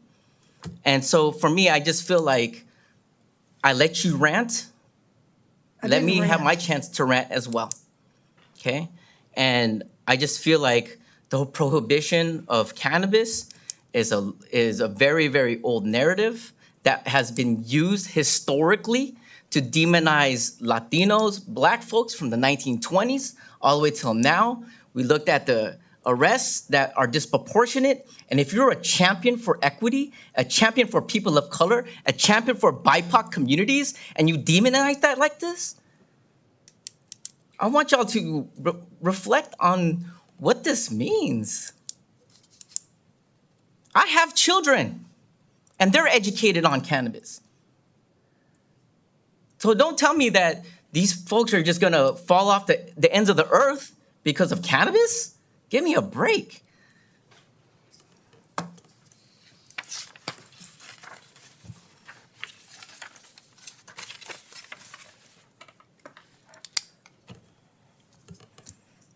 Vice Mayor Glenn Sylvester. Thank you, Mayor. All right.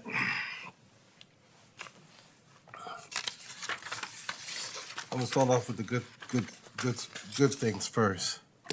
I made mention earlier, California remains positive about marijuana legalization.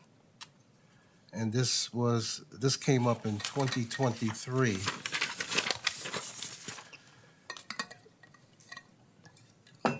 And most Californians now think the use of marijuana should be legal. In 2023, all adults, 64%, 69% of likely voters. Democrats and Republicans, 77%, 76% independents. Central Valley, 62, Inland Empire, 59, Los Angeles, 62, Orange, San Diego, 66, SF Bay Area, 66, African Americans, 76, Asian Americans, 64, Latinos, 53, whites, 71. And it goes on. So you can pick this up at ppic.org. So I wanted to share the good parts. I've made mention before, Proposition 64 was approved by 57% of the voters, and that was approved.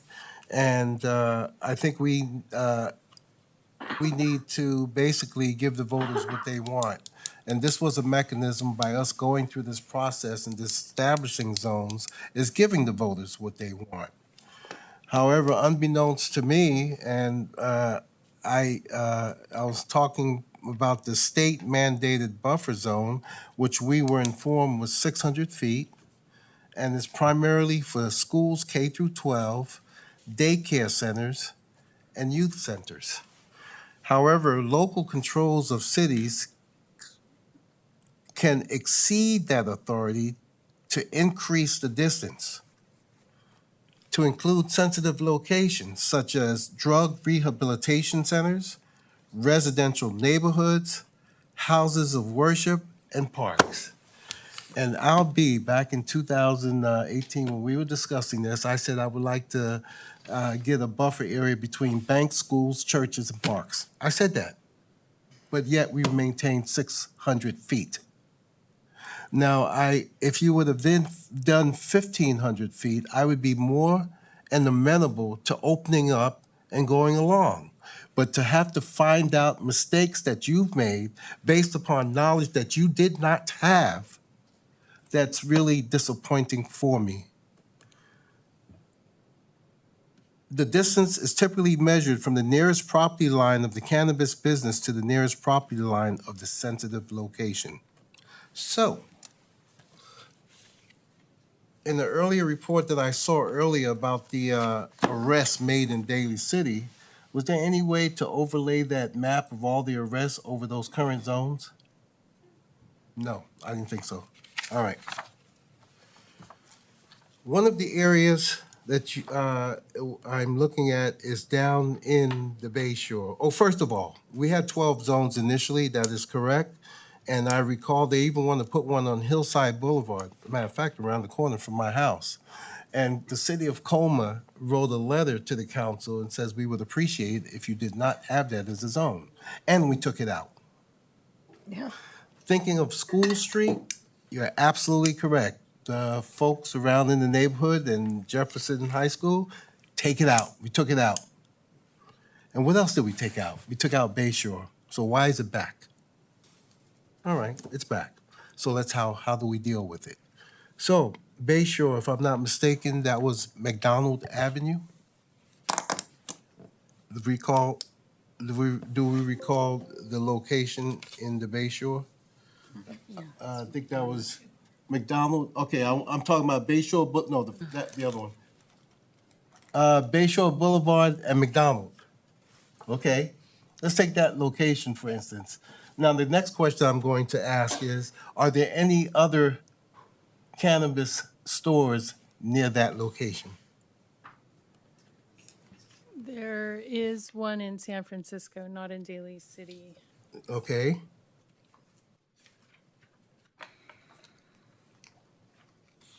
I'll help you. It's at 2442 Bayshore, which is 400 feet from that proposed location. Even though that is San Francisco's 400 feet.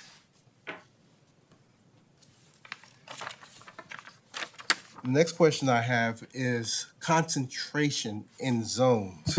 Zone 7 was never one of the zones, and it was added where we have Nectar, to which Councilmember Perano had made mention, 2468 Juniper Serra Boulevard. And now you want to open up one at 1618 Sullivan. Do we know how far apart those are from each other? I don't have that information, but that one was already approved. So Well, yeah, it was approved afterwards, but I do have that information. It's 2,112 feet.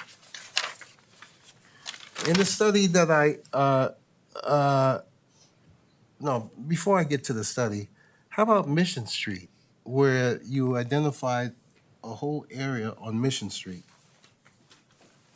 There it is. Are there any cannabis shops near that area? there is also one in San Francisco. Right. Listed all these.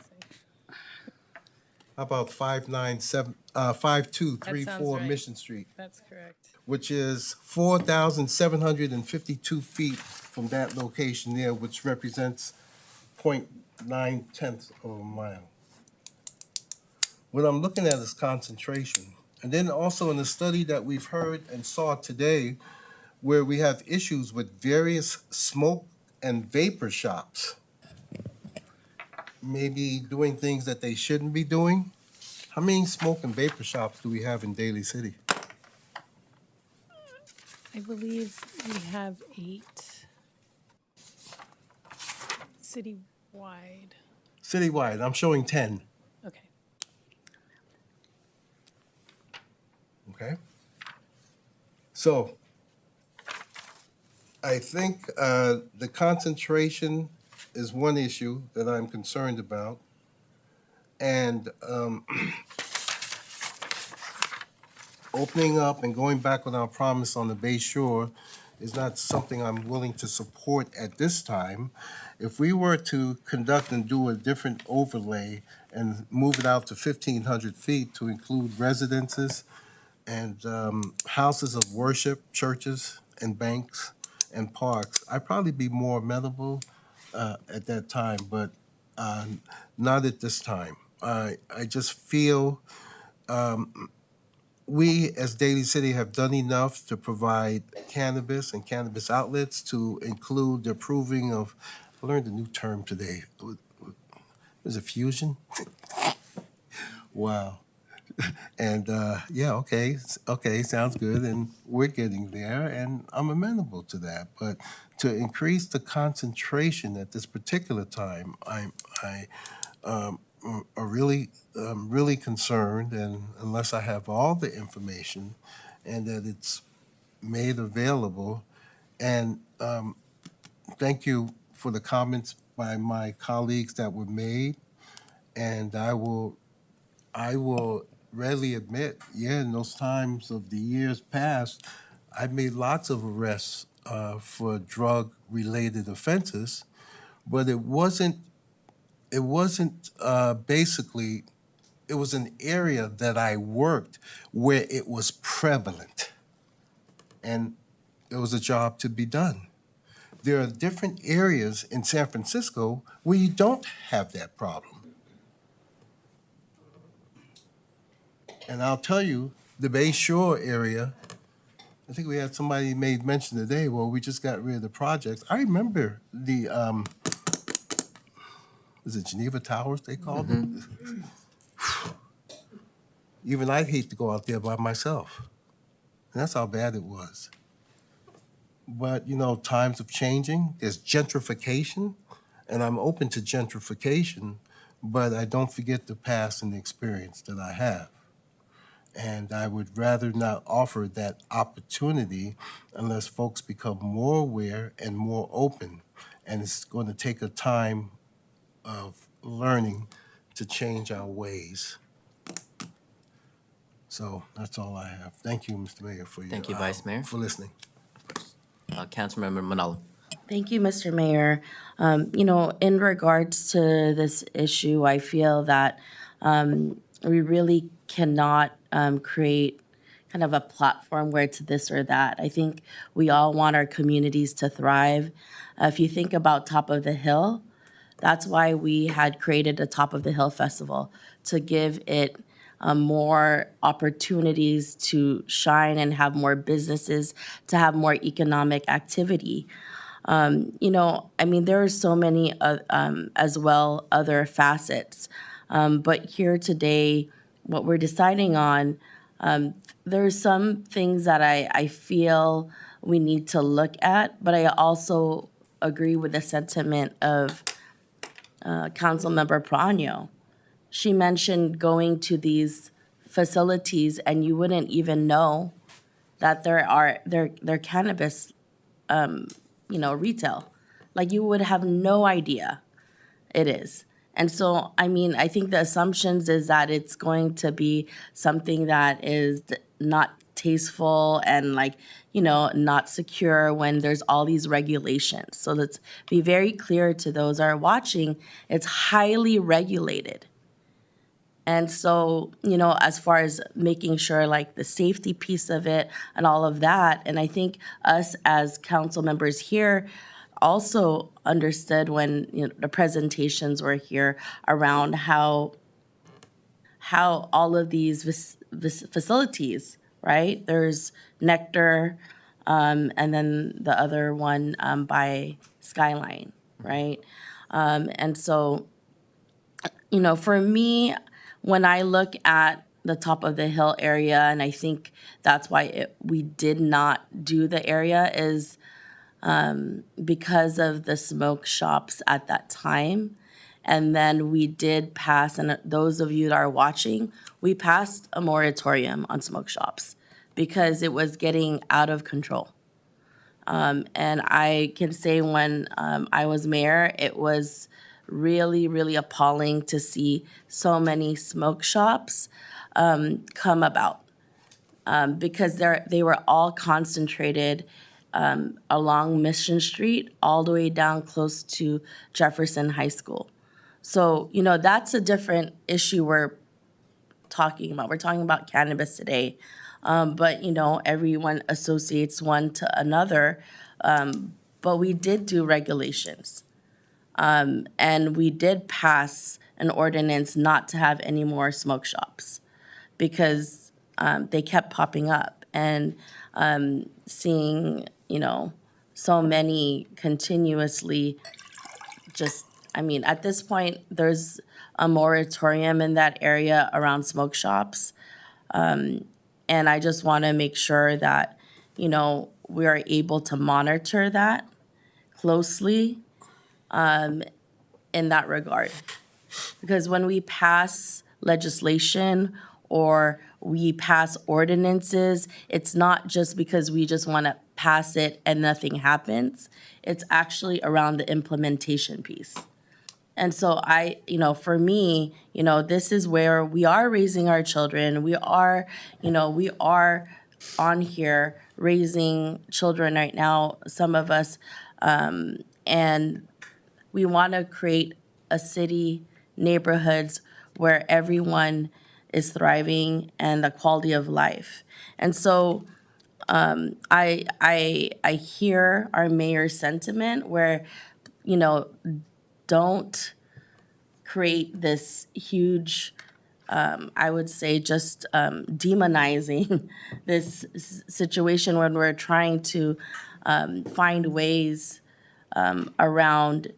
We're not, like you said, we're not trying to have any, a free-for-all. This is where we're deciding. That's why we had long discussions around what zones That's why, you know, we would have reports on how all of these, you know, we have, is it 3 right now? 3? We have two Two operating. that are Yeah, open. 2 that are open. And so, yeah, I just, it's disheartening to feel like, oh, you know, we're, you know, it's causing this divide when really when we're on here, we're looking at ways to really be able to, number one, if you heard Vice Mayor and his most recent analysis that he found from that study, it just shows where just everyday people are. I mean, those are higher percentages than when it was voted on in 2018, 2016, and 2016, right? So, I mean, you know, I know that Vice Mayor likes to look at his research, and it's just letting everyone know that in this regard, you know, we actually like look at all of these pieces. So for me, I think what was important to look at in this now zoning piece is on Mission Street, there is a childcare center. I don't understand like how far it is in that regard. It's a daycare center, and that's in this location. So I want to understand how that happened. Yeah, so to kind of go back to when we were creating the buffer zones back in 2020, 2021, the state law says local jurisdictions can create buffer zones more stringent and less stringent. So at the time when we were considering the buffer zones, the buffer zone was 600 feet to youth centers and private and public K through 12 schools. So that's the buffer that the council created in 2021, and that's what's applied here. So daycare centers weren't included in that buffer. Okay. Well, I mean, when I look at that map right there, I feel that there are a lot of, I mean, it's close to like OLPH, right? On that side, I feel that if we were to do so, I would be amenable to having it, is that north? The parcels on the other side of Mission where The north? Walgreen, like the Walgreens were, and all of that kind of area. I would see that because the child care center is between Mission and Templeton and what's the Green? Evergreen. So it does have, there's a, I think that I wouldn't want to have something right there, but I'm amenable to all of the other side of Mission, and then also, yeah, because to me, I'm like, that is where youth are, even, and they're younger. And so that's what we had before. So, I mean, that's a proposal I'm bringing forth in regards to this. I feel that, you know, those retail areas across the street, it's giving still an opportunity for future retail or the expansion that we approved just earlier. I'd like to make a comment about like the zones, right? So if we look at all the zones, like 1, 2, 3, 4, 5, 6, 7, can we get a map of that real quick? Just right. I think that's the proposed. Oh, no, the existing zones, right? So I'll just make my case right here. So right now we have Zone 1 with Nectar. We also have Zone 5 with Megabud. Oh no, Zone 5 is Catalyst. Zone 2 is Megabud, but they have been like non-operational for quite some time.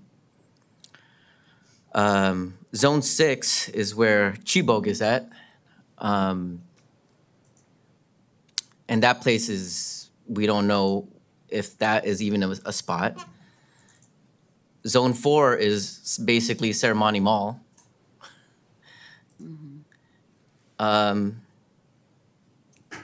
so I think the reasoning behind expanding it to places like the Mission and the Bayshore, we haven't even reached our potential in terms of what cannabis can do. We passed a tax for cannabis prior to I got onto city council, but we haven't even seen the full potential of what these taxes can probably do.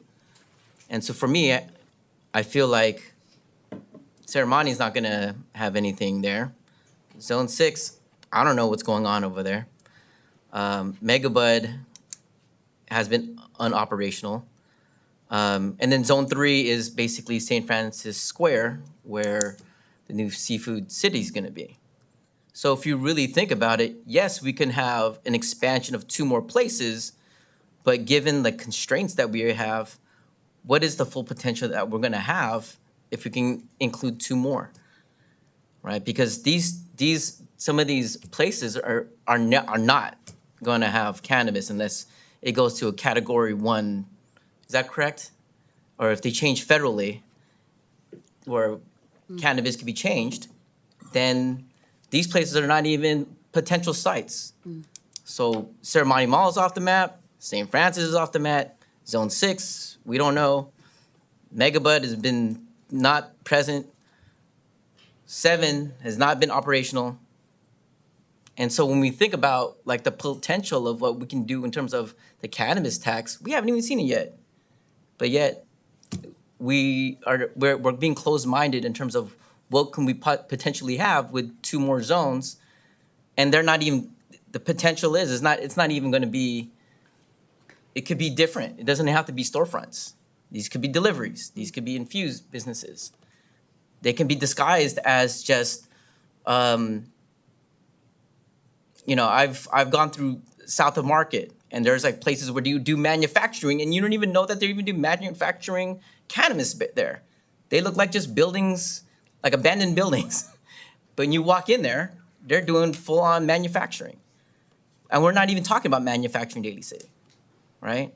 And so what I'm thinking about is like the potential. We haven't even reached our potential, and here we are already shooting ourselves in the foot.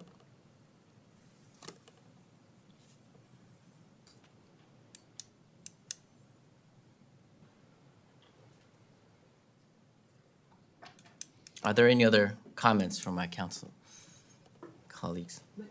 I would just like to mention that I liked what Councilmember Manalo said with regards to moving the idea of keeping it going more north, away from the daycare center, away from the proximity of Our Lady Perpetual Help School.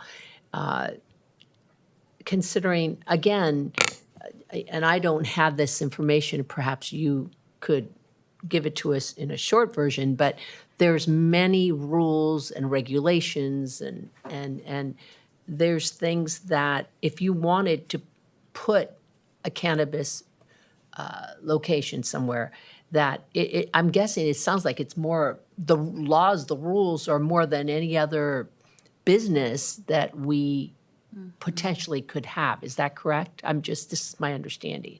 Yes, and I think a lot of times there's a similarity made or a comparison made between cannabis and liquor stores. And one of the main differences is a cannabis store has age regulations to even enter. Age. Oh, Age. age, So okay. children can't enter a cannabis business, whereas a liquor store, children can still enter those stores. So there is a little bit of differentiation, plus, again, with the security requirements as well. So there's a considerable amount of security. And I do recall at Nectar, pardon me, Go ahead. they had a guard right at the door. There is a guard. Is that a requirement, you're saying, for a location like this? Correct. Okay. You'll also have that at Catalyst as well. I mean, I saw Council. I'll just make mine real quick. Yes, I think about the childcare, but I also think that we have to think about on that street, so many people live there, they take care of children, their own children. So if you're talking about childcare, everybody is taking care of children. So I know it's a childcare facility, which, yes, that's a great idea to move it away from that. But people that live in those areas is, I'm concerned about that and what's, I've heard back from the community and I support those I heard from. Thank you. Thank you very much. Vice Mayor, oh. But, Sorry, so, Vice Mayor. I'm just trying to think, I was thinking about the guard. That's what I remember seeing, the guard over there at Nectar. And liquor stores, there's no guards, right? There's no guards. They let kids in. I mean, I went to Lucky's. I remember I never got Lucky's on mission. And this was years ago. And these teenagers went in and you hear clanking, you know? And they figured out when you know, they do have a guard at Lucky's, but when the guard went on a break and these high schoolers went in with their backpacks, and this is before they moved things around now, and easily walked out with it. I can't imagine them being able to do that at a cannabis store, correct? I mean, there's a guard there, and the kids can't come in. They can't come in. Whereas you can go into Lucky's or, I love Lucky's, so, or Lucky's. But now they have guards and they shut one entrance, so there's only one entrance. But I guess the point I'm making is you could potentially walk into a liquor store and walk out with something. And there's no guard. And you can't do that in a cannabis. Okay, that's. Vice Mayor Glenn Sylvester. Yeah, Mr. Mayor, I'll defer because we probably have a few cards on We have a this, couple. and I think we have to open it to public Yes. hearing. And Okay, I'll gotcha. reserve for later. All Thank right. you. Can I get a motion to? Motion to open the public Okay, we hearing. got, Second? all those in favor say aye. Aye. Aye. Okay. We have two speakers. One is Yara or Jara Turner. Is it Jara? Sarah. Oh, sorry, it looked like an S. Oh, it's okay. So my name is Sarah. I live and work in the Mission area. I'm speaking out against. Can you speak into the microphone, please? I'm speaking out against Area A. First, the map does not show and reflect the daycare at 6133 Mission Street, which is in the heart of the area. I've already spoken at other things like this, saying the same thing. 6133 Mission Street, right in the heart of the area. There's a daycare serving families for over 25 years. According to California law, marijuana dispensaries cannot be within 600 feet of a daycare. So I'm not understanding why this is still an area of zoning. Thank you. Thank you, Sarah. Next, we have Alfredo E. De La Rosa from AR Dental Care.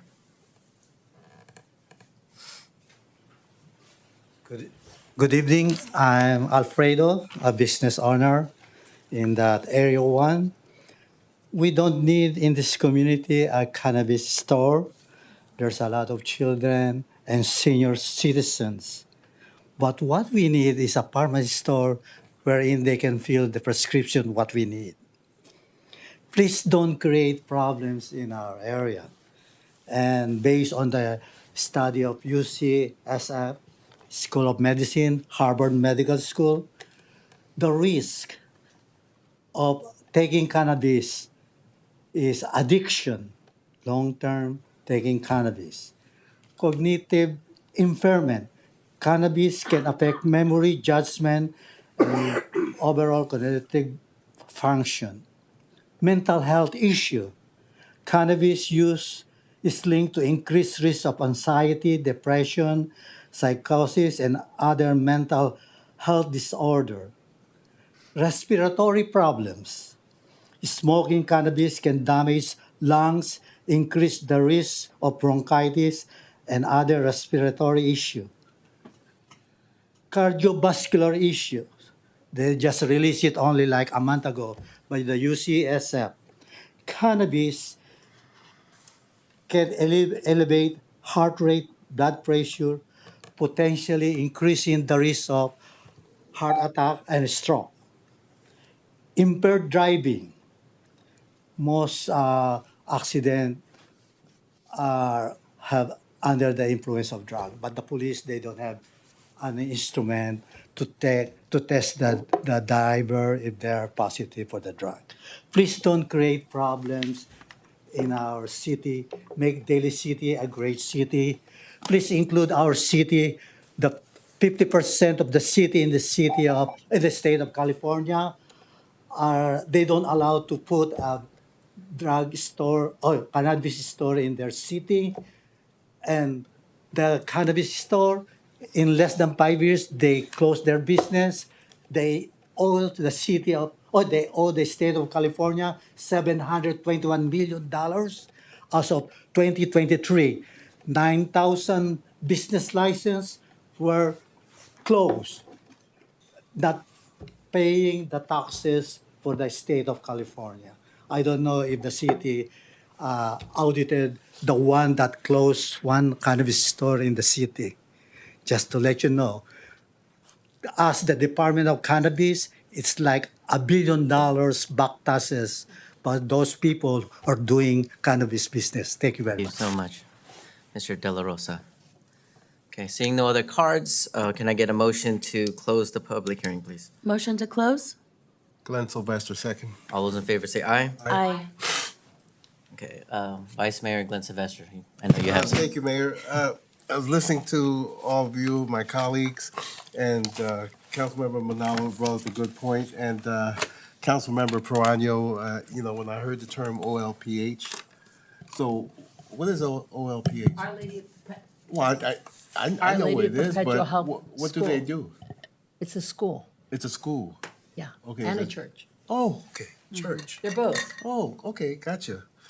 Around the corner here from City Hall is the Church of the Nazarene at 1595 Edgeworth Avenue. It's right around the corner. And guess what's 1/10 of a mile away from it? 1618 Sullivan. So what's good for one is good for the other, I would say.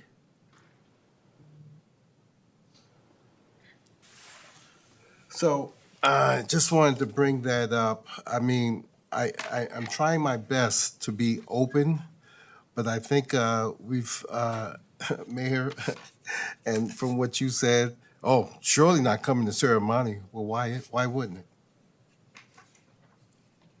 They're not having it. And we need to get rid of this old-fashioned way of thinking of the stigmatism about marijuana if we're to move forward. But you can't force other people to go along. You can just put out the information and let people make up their own decision.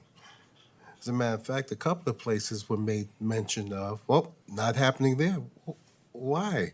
They're thinking of the old ways. Well, why? St. Francis, why won't it come there? Let's be open. So I think it's a slow road, and with understanding amongst everyone and getting each other to understand and say, why not give it a try? It's definitely appropriate. But at the same time, we have to be cognizant. There are folks that, what do they say, you can't teach an old dog new tricks. But I see it. And for me, I just have to maintain some sort of integrity and promises that I've made before in the past, unless I see otherwise. Thank you, Mayor. Thank you, Vice Mayor. Are there any other comments? Vice? Councilmember Paranga. On the comment, 1 point, whatever, how many feet is that? 1 mile is 5,280 feet. So if you take 1/10 of that, that's 525.8 feet. It's less than It 500 wasn't quite feet. 6. Huh? It wasn't quite 6. It's under 6. Yeah. Right. Well, I mean, Councilmember Manalo. Thank you so much. I just want to say thank you to my colleagues as well as everyone in the audience that are here for this item. I know that we're all here later in the evening, and you're here because you all care. For me, I mentioned where I'm at. I think that, you know, that's why I asked the question right away. I know there was a woman that spoke on it. I had asked staff why the overlay was on where there's childcare. And so, you know, in that respect, and that's why I'd like to create a buffer away from that childcare, but also do not want to, you know, I mean, let's create that buffer the same way we did for other areas. But then I also hear what the mayor is saying. If we're not gonna have opportunities, and so when I say the other side, that's a commercial area or further down, you know, to the very kind of borderline to, you know, of San Francisco. I'd like staff to look at how we can create a buffer around that childcare center that's there. And that's why I am also surprised. I'm like, there is a childcare there. And then also the use of like how OLPH school is there. And so that's just where I'm at in that regard, because I know that, yeah. And what would that be if we were just to look right now, as far as just a, you know, eyeball look at? The green on the lower left corner is the 600-foot distance from OLPH. Okay. Yeah. Okay, so that's already Yeah. away from it. Okay. And then so from just the child care center, I think, if you're able to do that. If we used a 600-foot buffer from the child care center, this area would not permit At all? at all. I mean, eyeballing it, yeah. So again, back in 2020, 2021, childcare was removed from the buffer area. It was just schools and parks.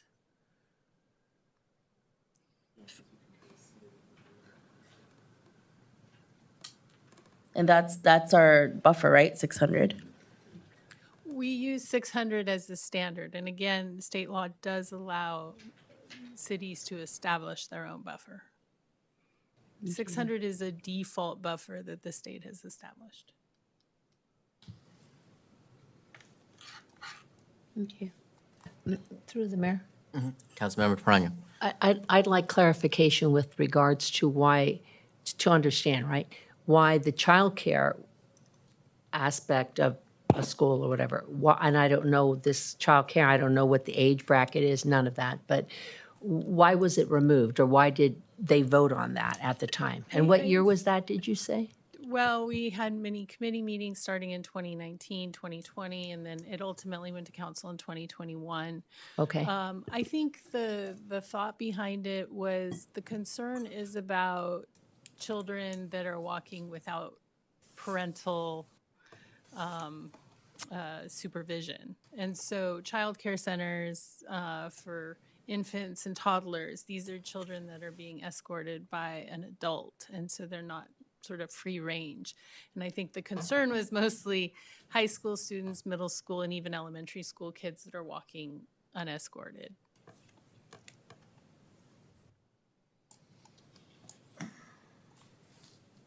Councilmember. Thank you. How close is that to the Lincoln Community Center? Lincoln Community Center, I believe, is the green on the right. So if you It's see about that little sliver of green, that's the outer. Yeah. It's over there by the park, right? Yeah. I mean, but there's children everywhere. That's the point. We want them to be everywhere, actually, and families and seniors. But thank you. Thank you.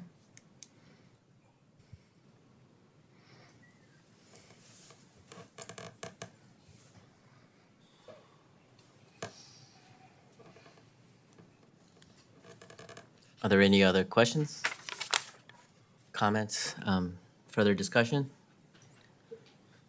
Councilmember Perano. So if this area doesn't work, there's other areas in the city that might work? Well, again, we'd go back to the original maps where we had a a series of criteria.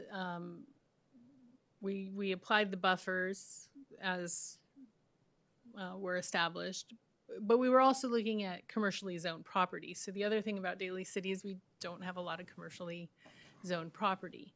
We excluded planned developments. Planned developments are customized zoning that a property owner developer proposes for their property.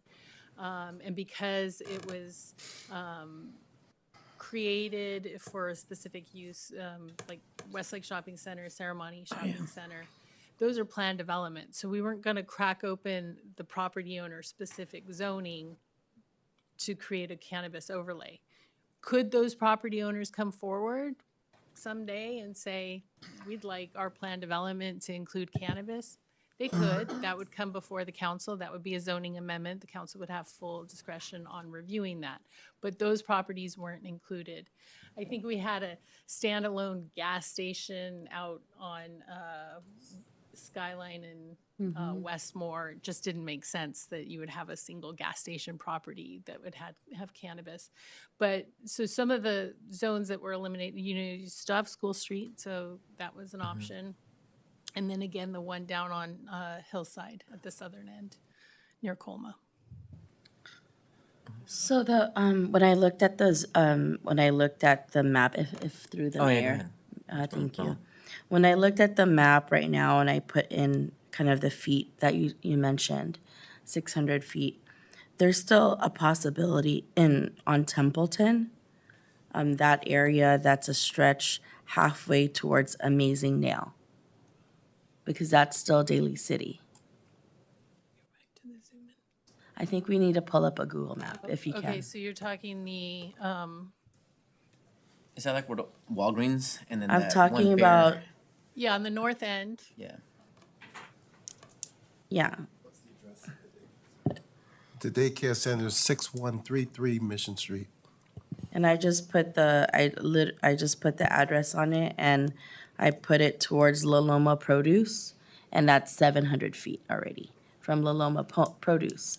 So that means anything like from La Loma Produce towards that area where Amazing Nails is, because I think it's half San Francisco, half Daly City, is available for. I mean, it's the buffer zone. Yeah, so you're talking that piece that's sort of northeast of Templeton and Mission, including that. Yeah, on Mission. Through the mayor? Yes, Councilmember DiGiovanni. Go ahead. What address is it for the Islamic Center on Mission? I'd have to look back. Because isn't it right across near the Bank of America?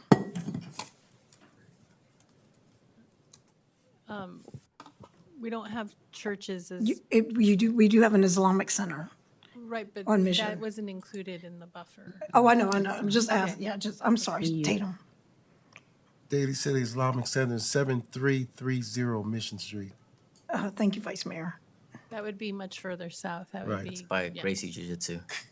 I just need to be respectful of everyone. Yeah.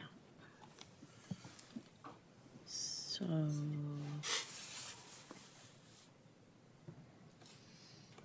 Well, Mr. Mayor, folks are still debating. I'm Right. still concerned about the Bay Shore. It's a boundary line with San Francisco. And there's a lot of residences out there in the Bay Shore. And it's easy access to commit a Yep. crime and then get right on Bay Shore and off you go. I think more studies could be done. And again, like that, what we have there on the map, I like to find out where the arrests were made and have it overlaid and see if it's near there. I know it is. And with Nectar, I'm sure it is too, but how many residences? See, you have to compare the social, I don't want to sound, it's a social economic aspect of the particular area. And I know over there in the Bay Shore, especially over there on McDonald Avenue, there's a lot of residences out there and a lot of seniors as well. Yeah. But compare that to the amount of residences over here at Nectar, where it's mostly commercial and office space and a few apartments. There's a hotel nearby. And the demographics, I think, would be a little bit different. Lawson Hall. I bring up the word opportunity, and, I'm willing to table this and put this off the table until we get more of a study done, watch the area, and say maybe a year down the line or 2 years down the line, you know what? Crime has been, nothing much has been happening. I'm not saying let's put something out there so crime can happen, but I'm just not comfortable given the history of the area, given the history. So. Mr. Mayor? Yes. Just one quick Councilmember question. DeJarno. And that's right, the McDonald's is right there by the Lawson Hall where Pacific Islanders lease that place, right? The McDonald's? And then the Bay Shore School's right in that block. Yeah. So Pitt is right there. No, it's down the block. It's down the block, about 6 or 7 blocks. Oh, yeah. Thank you. So you can see the zones are outside. Oh, yeah. Lawson Hall and Bay Shore. Yeah. Thanks. I have a question for my colleagues.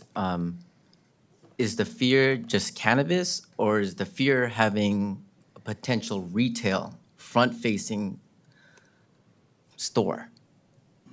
Because from item 18, we expanded the type of diversity of businesses that we have.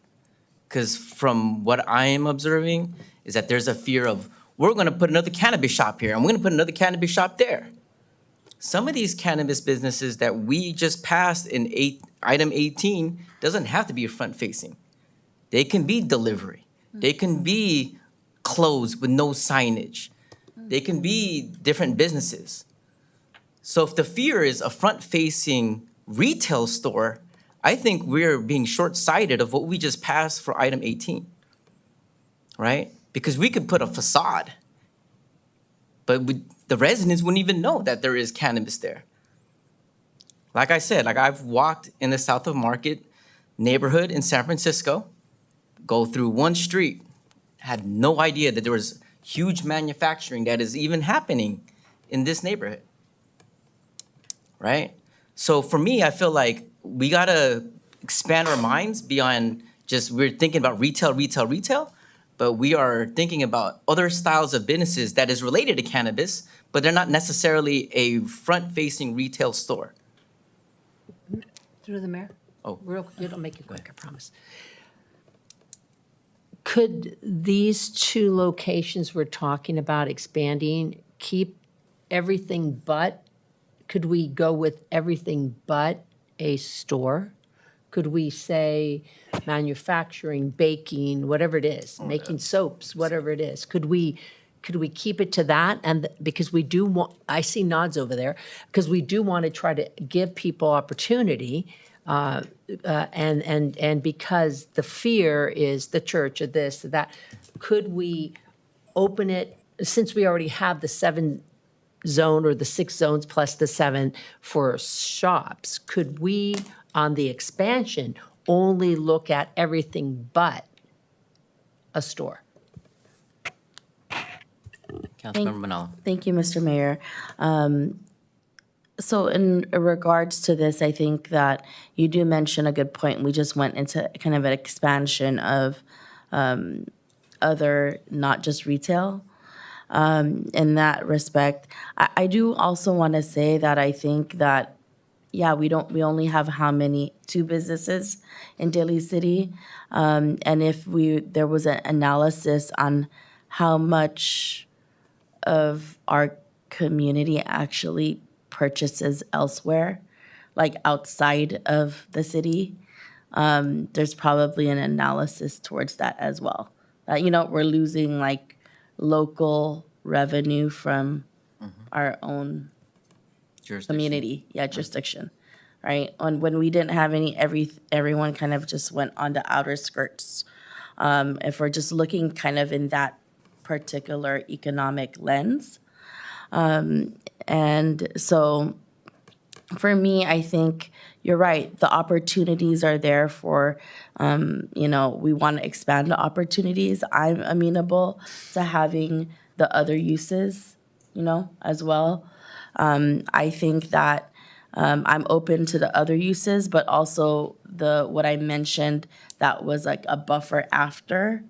I would be open to like a storefront there because it's creating that buffer away from that childcare center.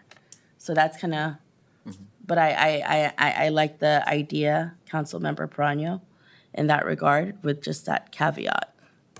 Yeah. Because I don't want to, like, what if someone does want to do a storefront? Right. And then we'll send them to the other locations we got open. yeah, but I mean, those in the aren't Bayshore. viable. No, I didn't talk about the Bayshore. I but meant if you just the heard- actual ones that you guys already voted on. No, but if you just heard our mayor, those are not, they're not being viable right now, So Right. where there's not, so that's why if we're, like when I look at passing something, I don't pass a ordinance just to pass it and then it's like not doing what it's proposed to do. So I'm looking at like a way for us to come to a compromise where we are also, like you said, is it the storefront? But look, we're doing the buffer zone like we did for the other areas. So that means we're being like fair in that realm, but also not, like you said, Mayor, close us into a box and be expensive. Go ahead. Yeah, thanks. Councilor Perano. Thank you, Mayor. This program, would it help people in the zones we have left, that the zones that are already established that are not being utilized? Could that program that you're talking, this program help get that jump started so we don't just have two locations? Right. So to be clear, the ordinance that was just adopted prior that expanded and created the equity program, that applies to all cannabis overlay zones. So the current ones that exist and if new ones are approved. The cannabis overlay district references the uses that are in the ordinance that was just adopted. But to be clear, the zoning is pointing towards the broad list of uses. So I don't know what the mechanism would be to create a limitation for this zone not to allow that full array of uses that are allowed as prescribed in chapter 5.104. So I don't know that we can create that limitation, or if we were to, what the vehicle for that would be. So I'd consult with the city attorney on that. Because the zoning overlay district is pointing to an array of uses. Yeah. Got it. So we couldn't parse it out? Right. I think we'd have to come up with maybe a secondary cannabis overlay zone. So you'd have a CC1 zone and a CC2 zone that identifies different types of uses or something like, I'm just sort of spitballing here, but as a matter of creating a condition on a zone when the zone is pointing to that full array, I don't know how we would create that limitation without separating it somehow in zoning. So as it stands right now, the way the overlay district is written, you wouldn't have hardly any uses if you sparsed it out, because currently everything is related to a retail function. The only thing that narrowed it was the cannabis manufacturer infusion, which was non-retail. And that would probably be the only thing you can have in that area if you were to sparse it out. Because the point of the overlay is that it's equitable throughout for all of these uses. So we expanded certain uses to allow for retail, co-location, micro businesses, and manufacturing infusion, not manufacturing on its own. Yeah. No, manufacturing infusion. Yeah, they said that earlier. Yes. I can tell Councilmember it's Prime. late because I heard all that and it just went right over. So are we saying that the zones that we currently have, this new number 18, would work with them or would not? It would work. It would work with them. So potentially, instead of like arguing about Mission and Bayshore, this can help us with the other zones that are lacking in assistance or lacking in enthusiasm or lacking in someone being able to do something. It expands Okay. some of the opportunities, but again, some of these zones, particularly ones that are under single property ownership, that's been one of the obstacles for businesses opening there. If a property owner does not want to release a tenant space for a cannabis business of any sort, then they aren't allowing the opportunity. A big part of getting cannabis businesses is having landlord cooperation. So in some of these zones, I think it may not necessarily be that there hasn't been interest from the cannabis industry to move into those, but there is an interest from the property owner to allow it at this time. Right.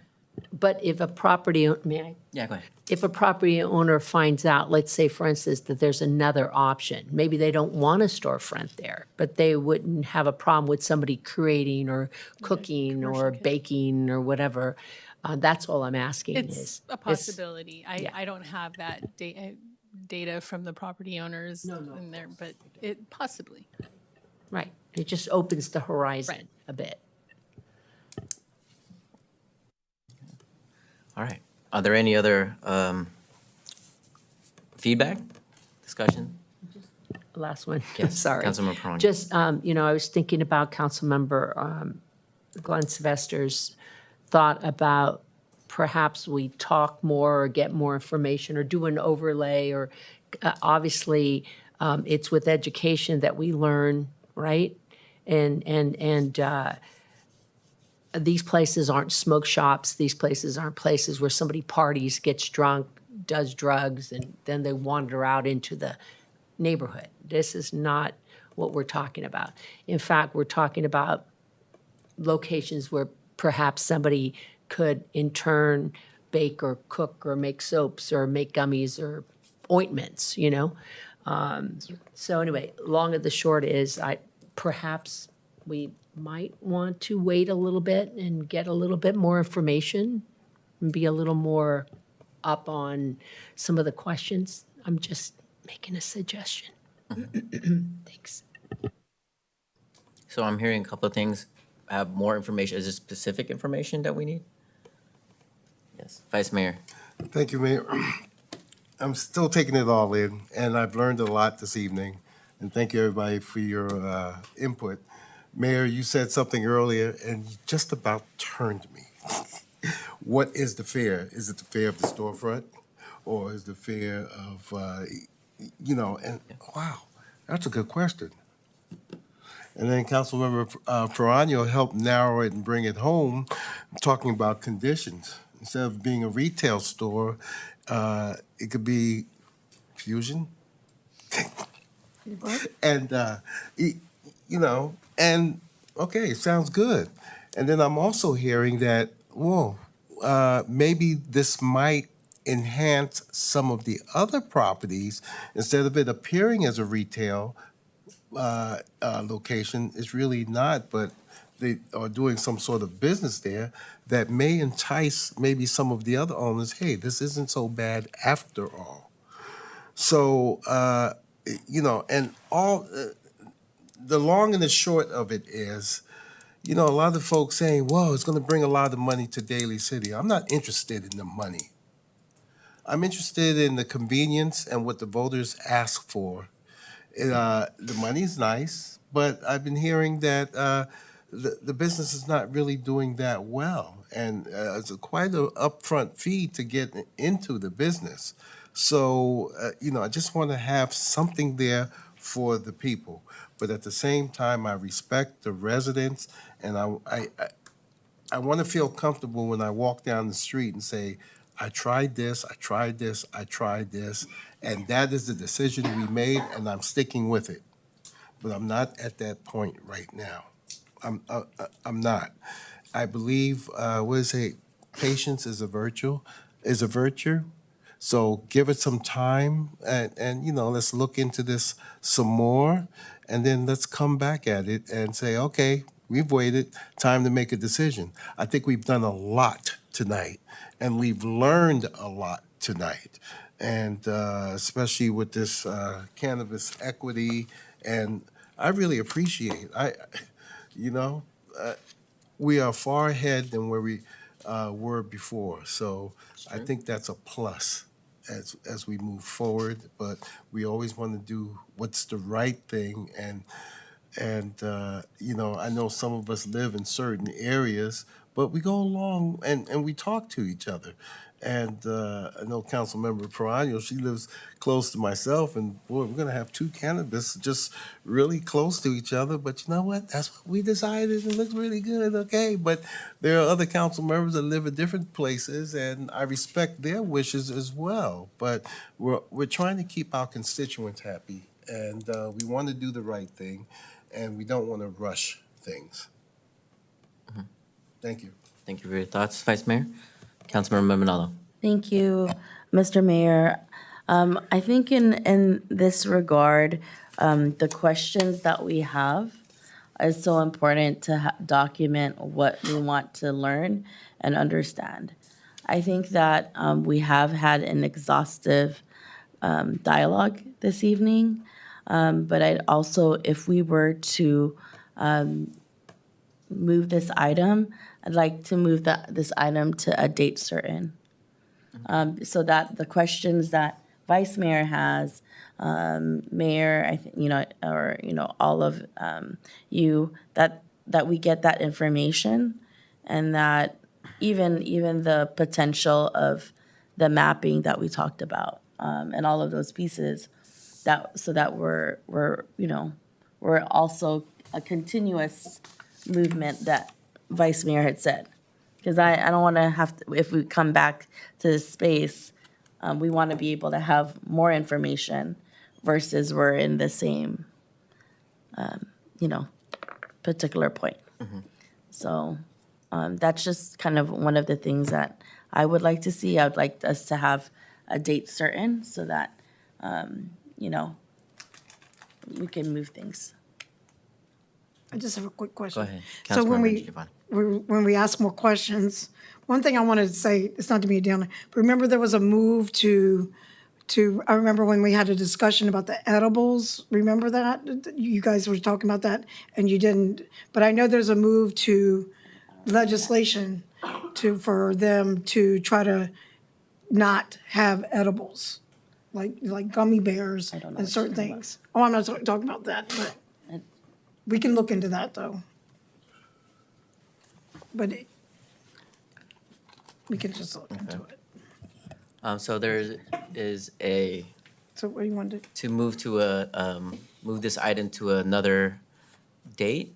Is that what I'm hearing? Yeah, motion to move this item number 19 to a date certain. How much time do you think we need with staff if we can pick a date? Mr. Mayor, what do you think as far as timing? From, I would say a couple of months. I was about to say September. Oh, Okay. okay. Because we're That'd be dark okay. in August. Oh, yeah, that's Alright. right. It'd be September. So to date certain on September 8th. Would be, yes. 8th? Oh, yeah. Maybell. Yes, please. No worries. Because as this relates to the equity program that you just passed, the distribution, micro-business use is only allowed in industrial zoning, of which Bayshore District has our only industrial zoning in the city. And pushing this back to September will affect my ability to apply for the Type 2 grant. $500,000 grant, which is set to come out in October. If I don't have the program set and implemented by then, I cannot apply for the type 2 grant, just FYI. Okay.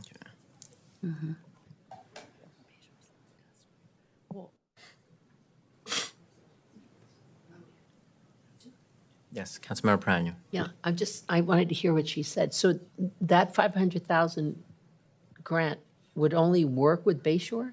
No, she's saying, I think she mentioned that timing-wise, there would need to be an approval of the program, and then the next step to apply for the $500,000 grant is in October. So if there's no plan in place, we lose the opportunity to get the $500,000 grant that goes into kind of community building and the tools. trained. That's Right. yeah.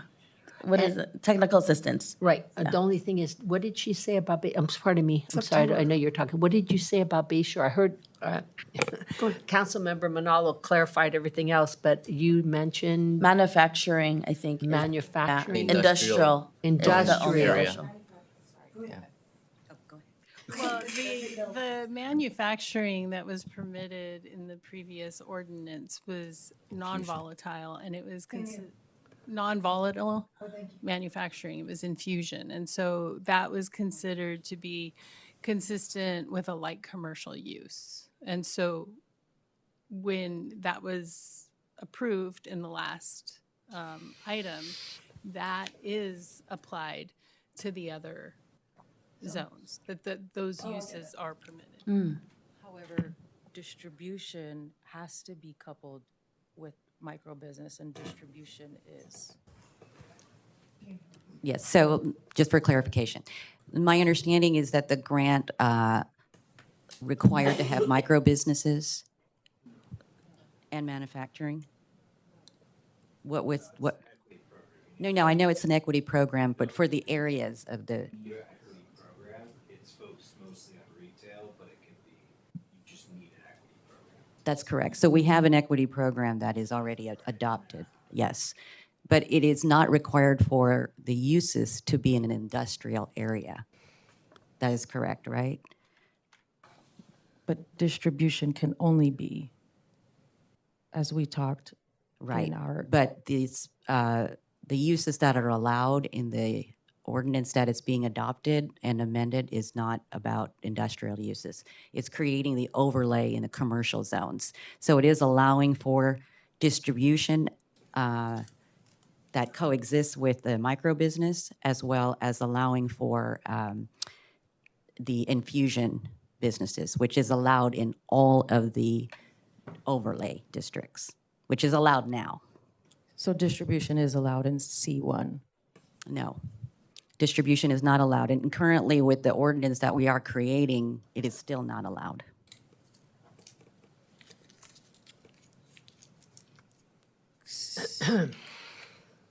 So distribution cannot go in any other zone other than the proposed Bayshore zone.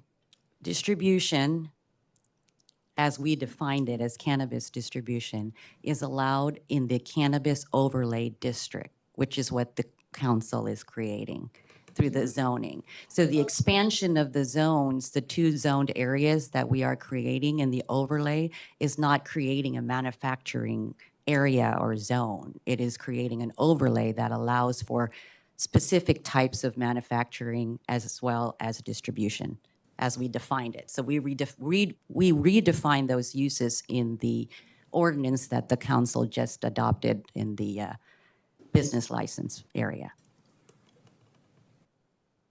So the equity program is allowed.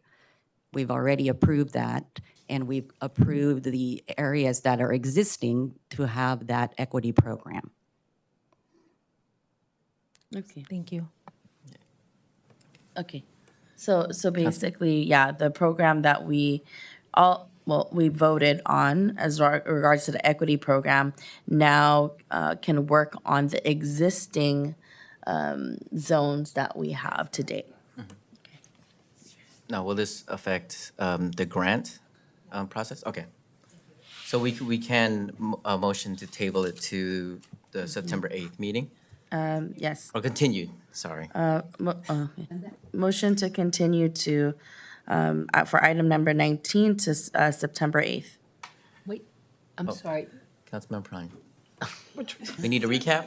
Yeah, no, I just need one recap. When Maybell came up, I thought she said, when we first said that if we waited that long, she No, couldn't it's- get the grant. It's over, Teresa. That's what I Madam thought she City said too. Attorney explained it. So we're okay, so what she, Good. we're good. We're okay. We have That's the all. program in I the just overlay repeated it. district, and we will, Yeah. Yeah. Yes, that she would just work with the existing areas that we have already, that have the council already voted on, yeah. And So then, and she can apply for support in those for those areas. Vice Mayor. Councilmember Manalo, did you make the motion? I did. I would gladly second the motion. I would have a request also in our follow-up that we provide an overlay of crime reporting stats over the current overlay zones to be provided to us at that time. So we have a first and second. Do we need a voice vote on this? do a roll call. Okay. Good idea. Ms. Di Giovanni, No, Ms. Perano, Yes. Mr. Sylvester, Glenn Sylvester, aye. Ms. Manalo, Aye. Dr. Rod. Aye. Thank you for everyone for your fruitful discussion. I know it was a long item, and I appreciate everybody's insights and perspectives.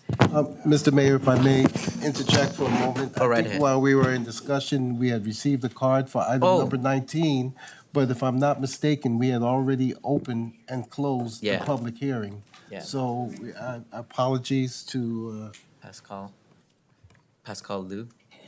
hearing was closed, okay, thank you. So, Okay. All right. Moving on our agenda to item number 20, Communications Coastal Development Permit, CDP-10-24-16669, replace existing sunroom with bedroom at rear of home at 60 Roslyn Court.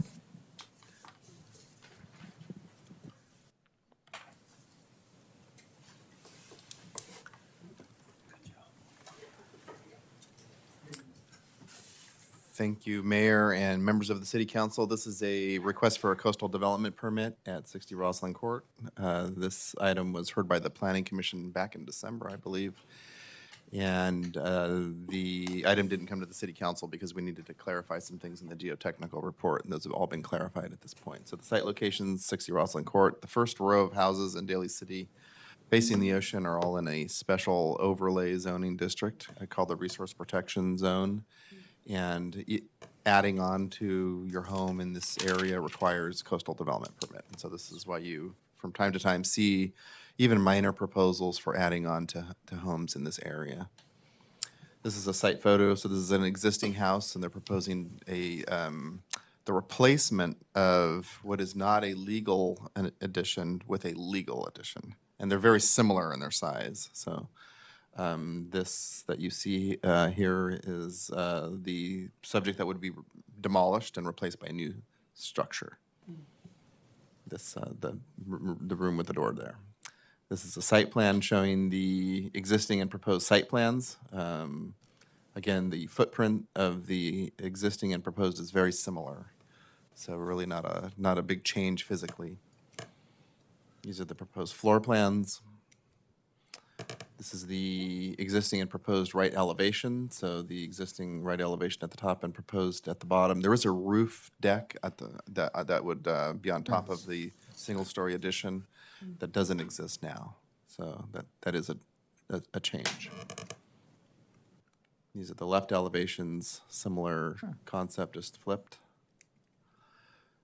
The proposal is consistent with the city's coastal development program. The city staff has worked with the Coastal Commission staff to, in fact, add some conditions of approval to satisfy the Coastal Commission requirements on such a project. Project's exempt from CEQA, and as I mentioned, the Planning Commission did review this back in December and did recommend its approval for the City Council. If there's any questions, we're happy to answer them.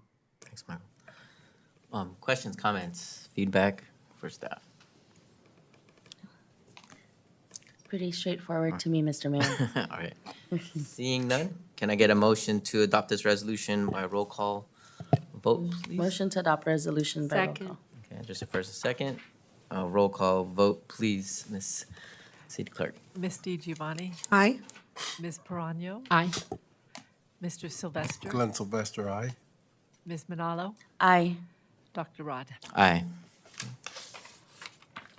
Item 21, sign program SP-03-25-01678, sign program for 2945 Junipero Serra Boulevard, which is Planet Fitness. Mr. Mayor, if I may, before we proceed with agenda item number 21, I would like to make a disclosure under California Government Code Section 84308. Within the past 12 months, I have received a campaign contribution in excess of $500 from the applicant, Bob McLennan. As required by law, I am disclosing this contribution on public record, and I am recusing myself from participating in any discussion or vote on this item. Thank you, Mr. Mayor.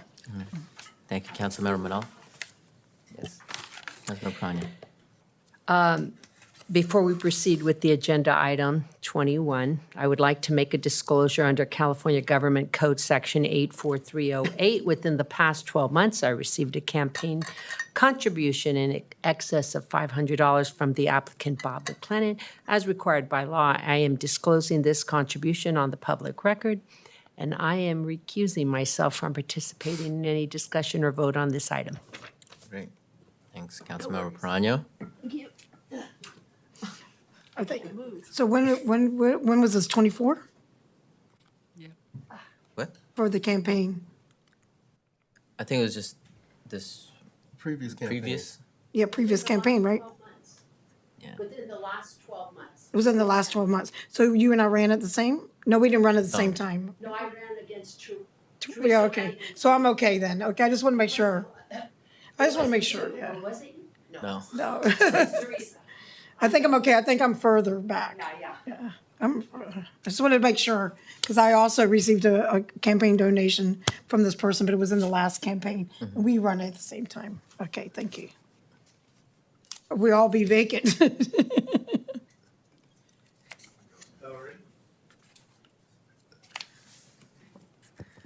Good evening, Honorable Mayor, Vice Mayor, council members.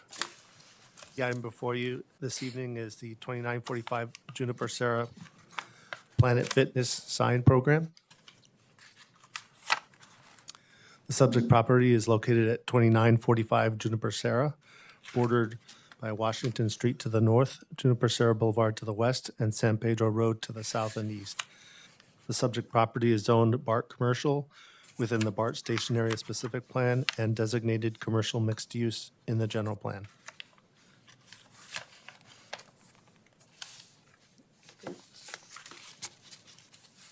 The goal of the sign program is to allow a new Planet Fitness digital reader sign to be installed on the existing north pylon sign facing Juniper Serra Boulevard, improve the second south tenant pylon sign, and outline a sign program with uniform style, size, and materials for the Planet Fitness frontages along Washington Street and Juniper Serra Boulevard.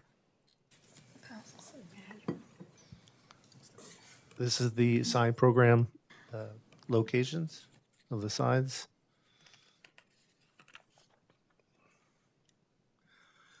The applicant submitted an application for the sign program on April 2nd, 2025. And on June 3rd, 2025, the Planning Commission hearing, the Planning Commission voted 3-0 to recommend the City Council approve the sign program. This is the site photos of the existing signs, the two pylon sign, the northern pylon sign and the southern pylon sign off of Juniper Serra Boulevard. These are the signs looking south and then looking north. Already there. The second tenant pylon sign will be scraped, primed, and painted, and the three tenant signs will be replaced with new signs.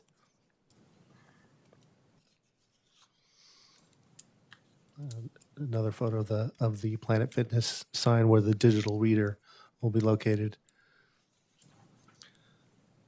On the Washington Street frontage, the existing box signs located, the letter copy board sign will be removed and the building wall painted to match existing, and the Planet Fitness backlit box sign will remain.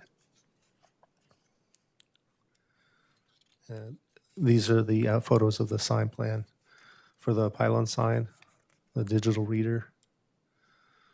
This is the zoomed in version of the plan. These are the Planet Fitness pylon and wall sign locations. The channelized, well, the clickers.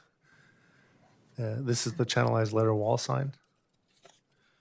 So staff made a determination that the project is exempt to CEQA. And the project meets the following findings consistent with the city zoning and general plan designation. And the project is in accordance with the Daly City Code sections, chapter 17.32 and chapter 17.44, and is exempt from CEQA. Staff's recommendations is that the city council find that the proposal is exempt from CEQA and recommends the city council approve the sign program for the Planet Fitness business located at 2945 Juniper Serra. And this concludes my presentation. I'm available for any questions, and we also have the applicant available if you have any questions of the applicant. Great, thanks, Sam. Sure. Are there any questions from my colleagues? Okay, Vice Mayor Glenn Sylvester. All right, thank you so much for the presentation. You made mention digital reader. So Yes. what sort of digital message is going to be underneath the sign? I see Planet Fitness, the purple and white, but I see a black box on the bottom. What sort of information that's going to be displayed across? Yeah, right there. There we go. Yeah, the messages will be sort of specific to the Planet Fitness business. So if I can let the applicant speak to that, but they will be specific to the business, probably announcing like memberships or information related to their business for customers. Okay, if we can call up the applicant so I can be sure.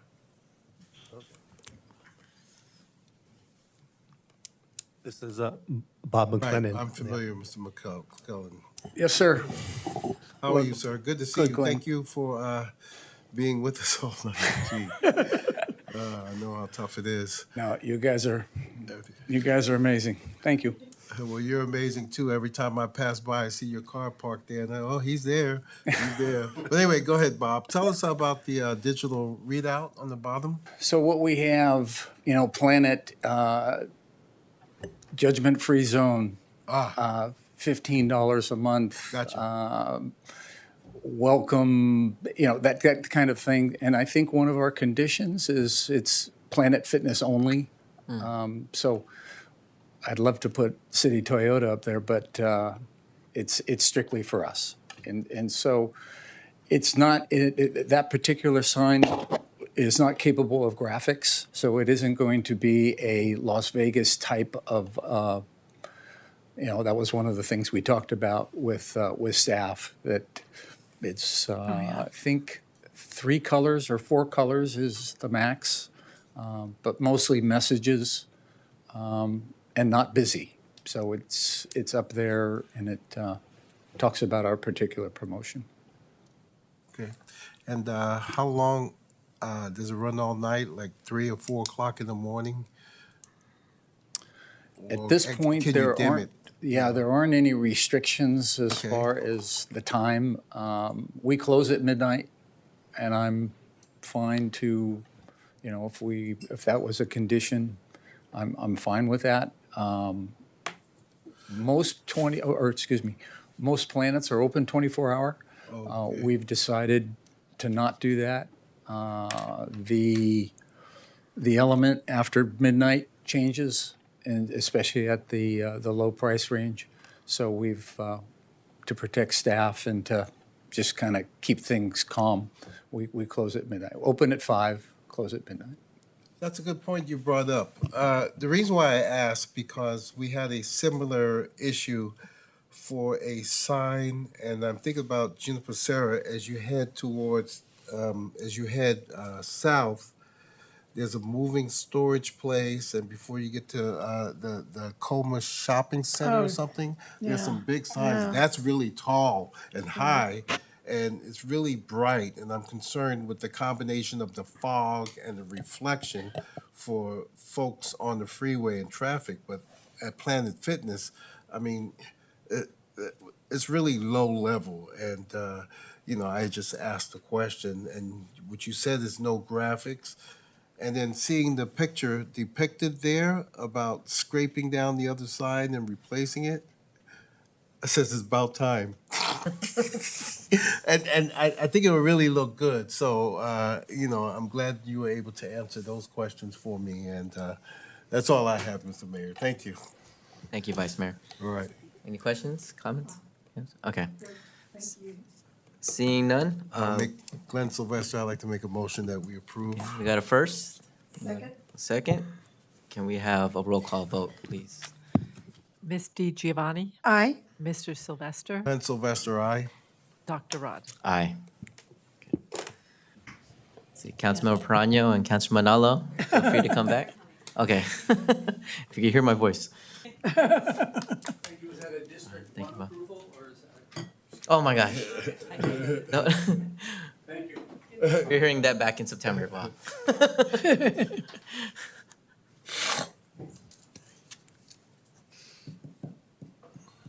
Beautiful looking sign. Beautiful. Yeah. Yeah, second reading. Oh, yeah, yeah. Yeah, yeah. Right. No, it's good. No worries.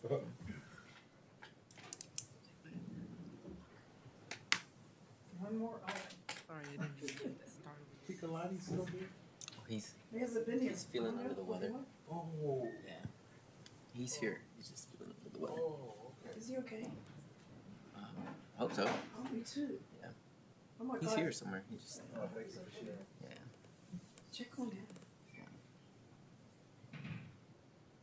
I know this wasn't here.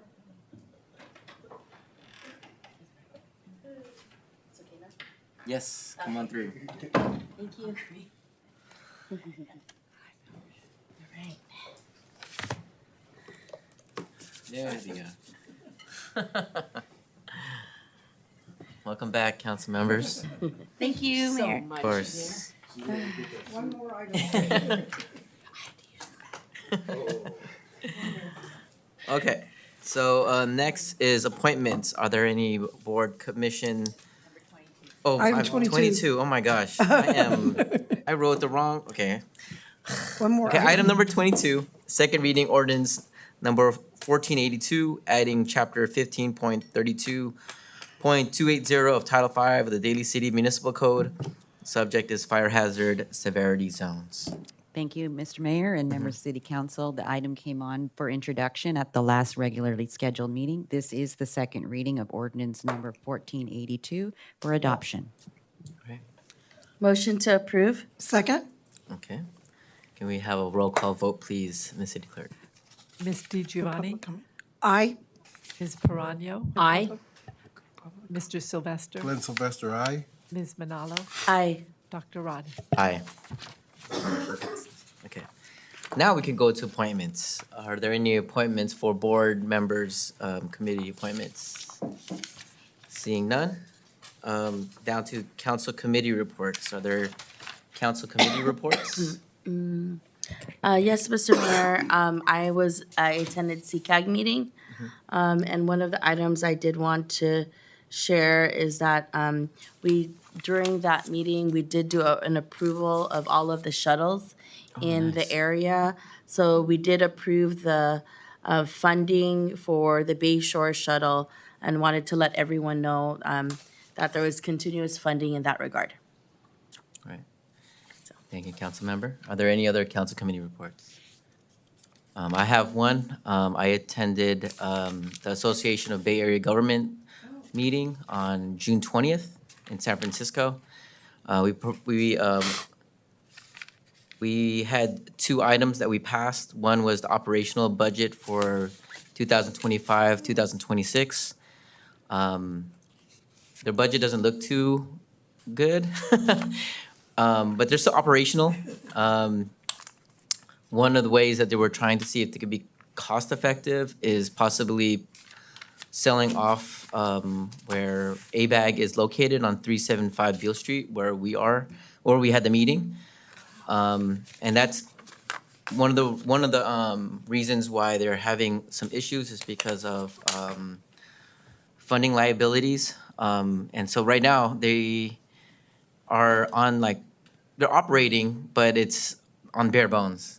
So some of the primary funding sources is from the California Public Utilities Commission, Environmental Protection Agency, Department of Water and Resources, and then membership dues. So they're increasing the membership dues to 3%.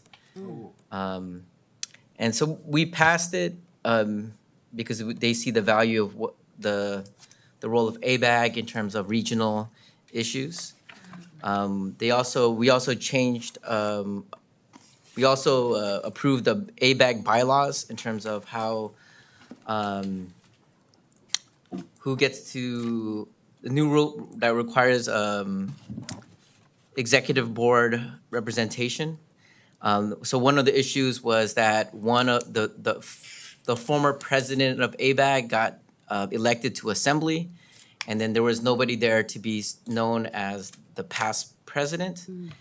And also a way to, where the president can become a voting member because of that situation. So what happened in the past was the president couldn't vote, but was the representative of the county representative. And so we changed that so that the president that presides over the meetings, they could actually vote upon the meeting. And then we had a keynote speaker, Dr. Christopher Thornburg. Tim, I think you probably might enjoy his work. He's an economist, so he presented on this. His keynote was called Social Narratives, Economic Realities, Policy Turbulence, and U.S. Outlook Focus on the Bay Area. He has backgrounds in, I think he graduated from, or he graduated from UCLA, he was a director at UC Riverside. He has his own organization called, or consulting firm called Beacon Economics. And one thing that I learned was how when we look at economics, there's this idea of like narratives versus political realities. And sometimes when we look at headlines, it makes this kind of like fear situation. But then when they look at all the different bullet points of economic indicators, sometimes it doesn't line up. And so he had this concept of things aren't as bad as you think. And so he was looking at household and business finance could remain solid, but sometimes most policy changes are more smoke than fire. Very reminiscent of what's going on today at the federal level. And so I thought it was some really, really good, it was a very, very good presentation because he was talking about housing, ways of economic development. He even touched upon immigration, where he was talking about, because what's happening right now is the United States is lacking workers. And what's not drawing people to downtown areas is because of lack of housing. So if we build more housing for people to be in downtown, those places will be more robust and they could potentially be closer to places of work. And since we have a low number of births in the country and also a lack of workers, he made the assessment that we need to change economic or immigration policy so that we can have pathways to citizenship so people can actually work. So he made examples of like in the 1960s when they had the post-1965 Immigration Act and they had influx of immigrants that came that spiked, that contributed to more workers in places where they needed labor. And so it was pretty insightful in terms of how he made everything connect with everything. So that's about it. Yeah, so I'm about to go read his work. Christopher Thornburg. Christopher Thornburg. Item number 24, city council reports. Are there any city council reports? Councilmember Manal. I do. I just wanted to say thank you, Mayor, and the PBRC for the annual Philippine flag raising. Oh my gosh, it was so windy and cold. We all survived it. Yeah. I know, and it was also so wonderful that they continue PBRC that really being able to honor our Philippine Independence Day. And then also joined Passion of Profit Business Conference for a little bit before I had to head out, which got bigger. And then what was the food spot that was an incubator? Russ's family. Russ family. Yeah, Russ Oh my family. goodness, they do amazing, Awesome. amazing food. And then I also wanted to say congratulations to Natalie and also Tom for the amazing their new home that we were all able to see.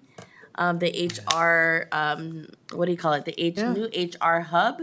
And I just want to say for my colleagues that did vote on it and see the vision of being able to really give our staff the opportunity to have, a place and also future staff to go for training.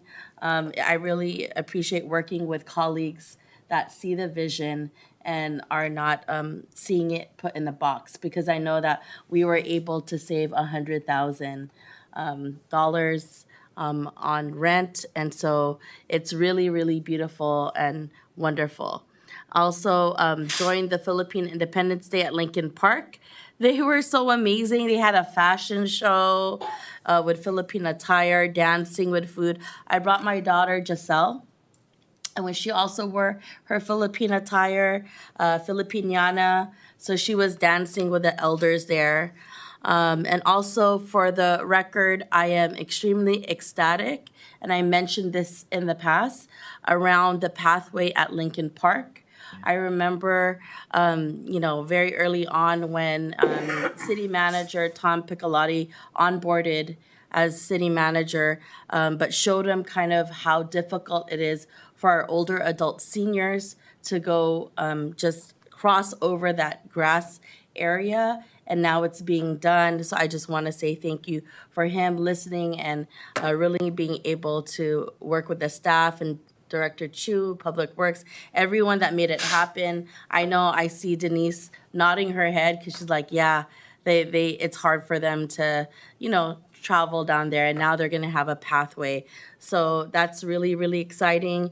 Also, the Philippine Independence Day at the Philippine Consulate, they celebrated their 50 years of the Kalayaan Hall. Also joined the Filipino Bar Association of Northern California for their 45th year anniversary, and represented at the San Mateo Pride Parade with my children, husband, as well as staff Mabel Manio and her daughter.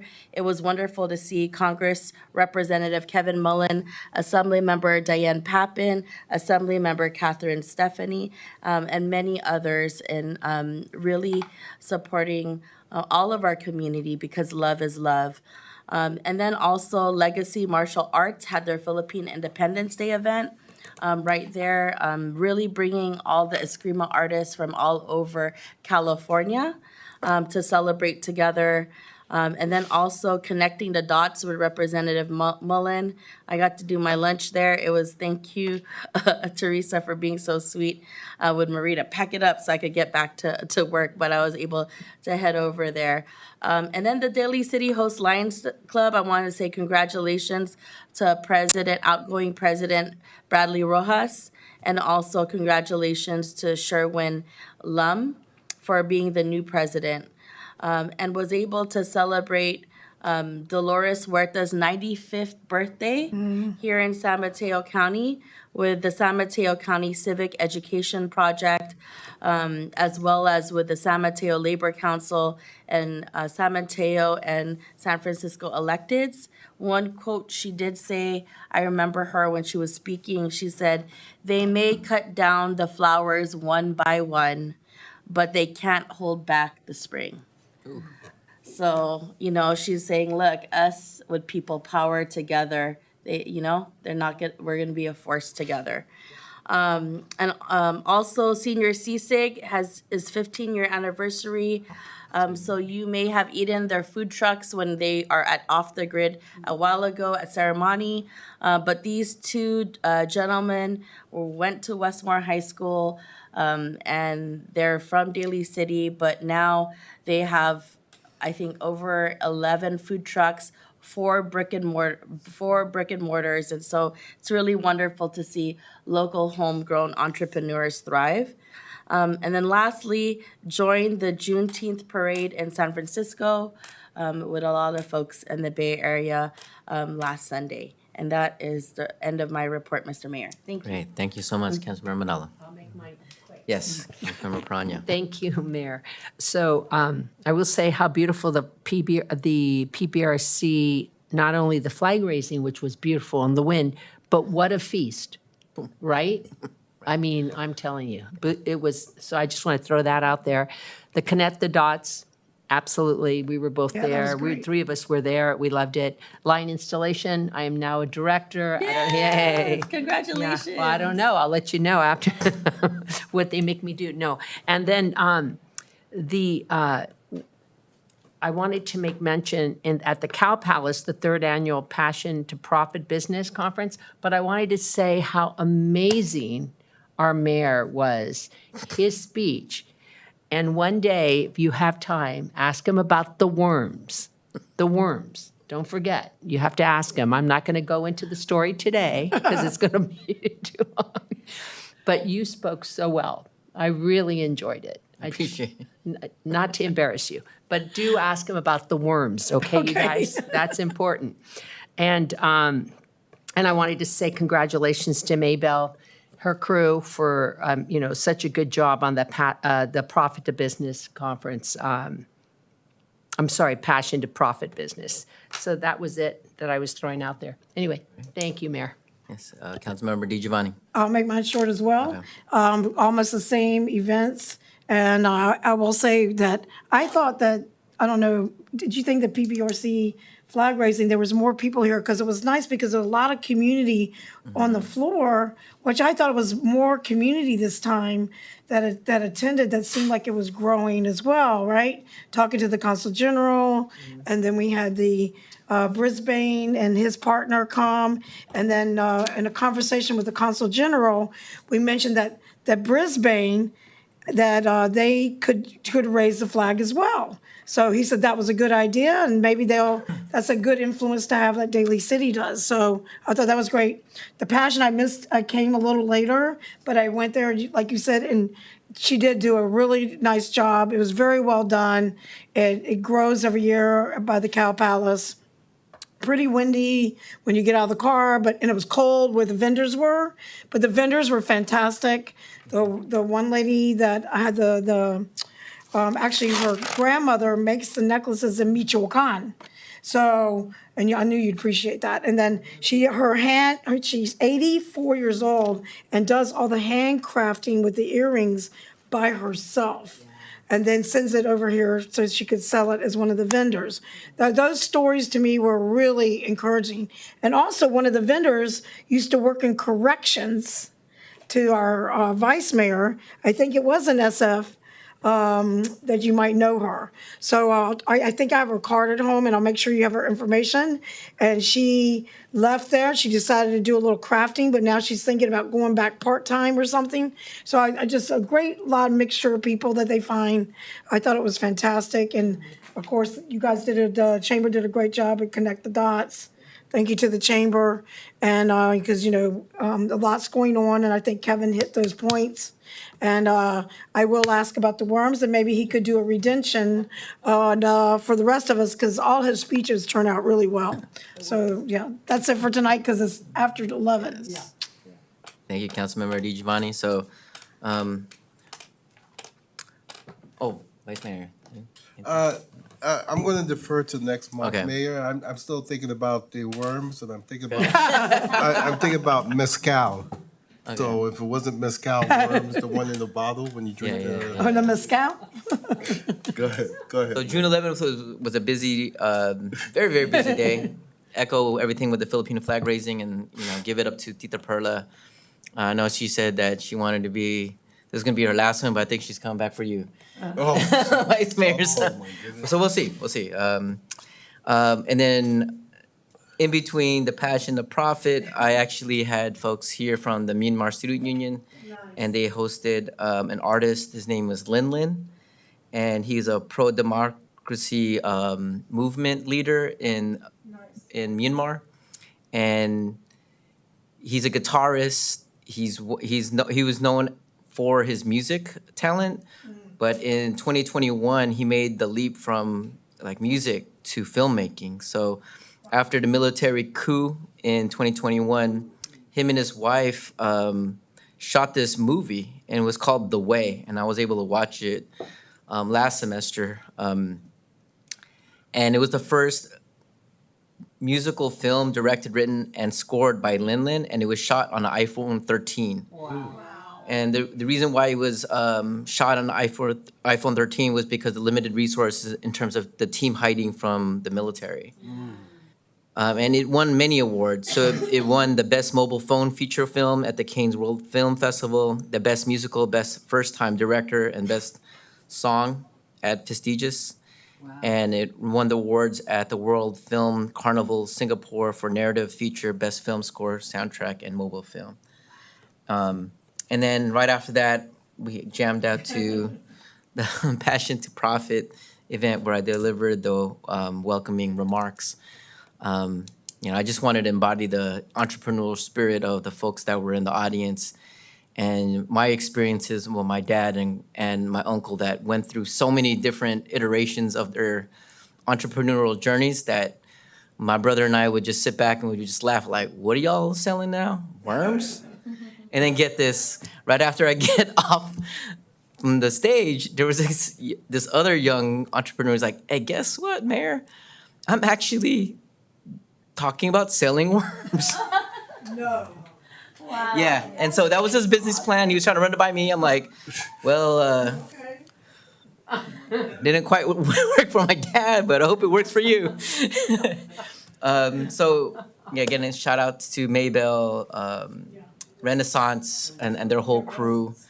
It was an amazing event, and Russ family, oh my God, their food was, whew, it was amazing. Yeah. Yeah, the birria tacos and the lumpia and everything. Yeah, okay. Item number 25, any staff reports? I just had one, Dr. Mayor. Thank you for the shout out on the speech by Dr. Thornburg. Oh, yeah. He was the keynote speaker at a California State Municipal Finance Officers Association meeting a couple months ago in San Jose and 2 years ago in Sacramento. So I've heard Dr. Thornburg twice. It's difficult to get a group of finance directors excited about anything, but he did a really good job. He's a very electric speaker, so thanks for that. But yeah, he's great. And we also could request his slides afterwards. So I have them. Yeah. Yeah. I'll shoot them your way. Okay. Let's see here.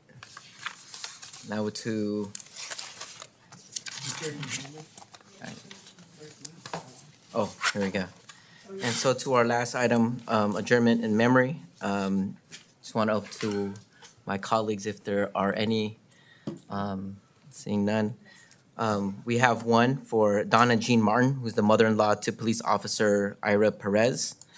And with that, let's offer a moment of silence.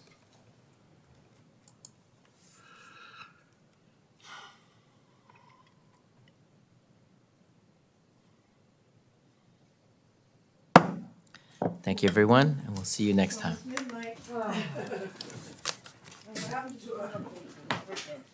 I had a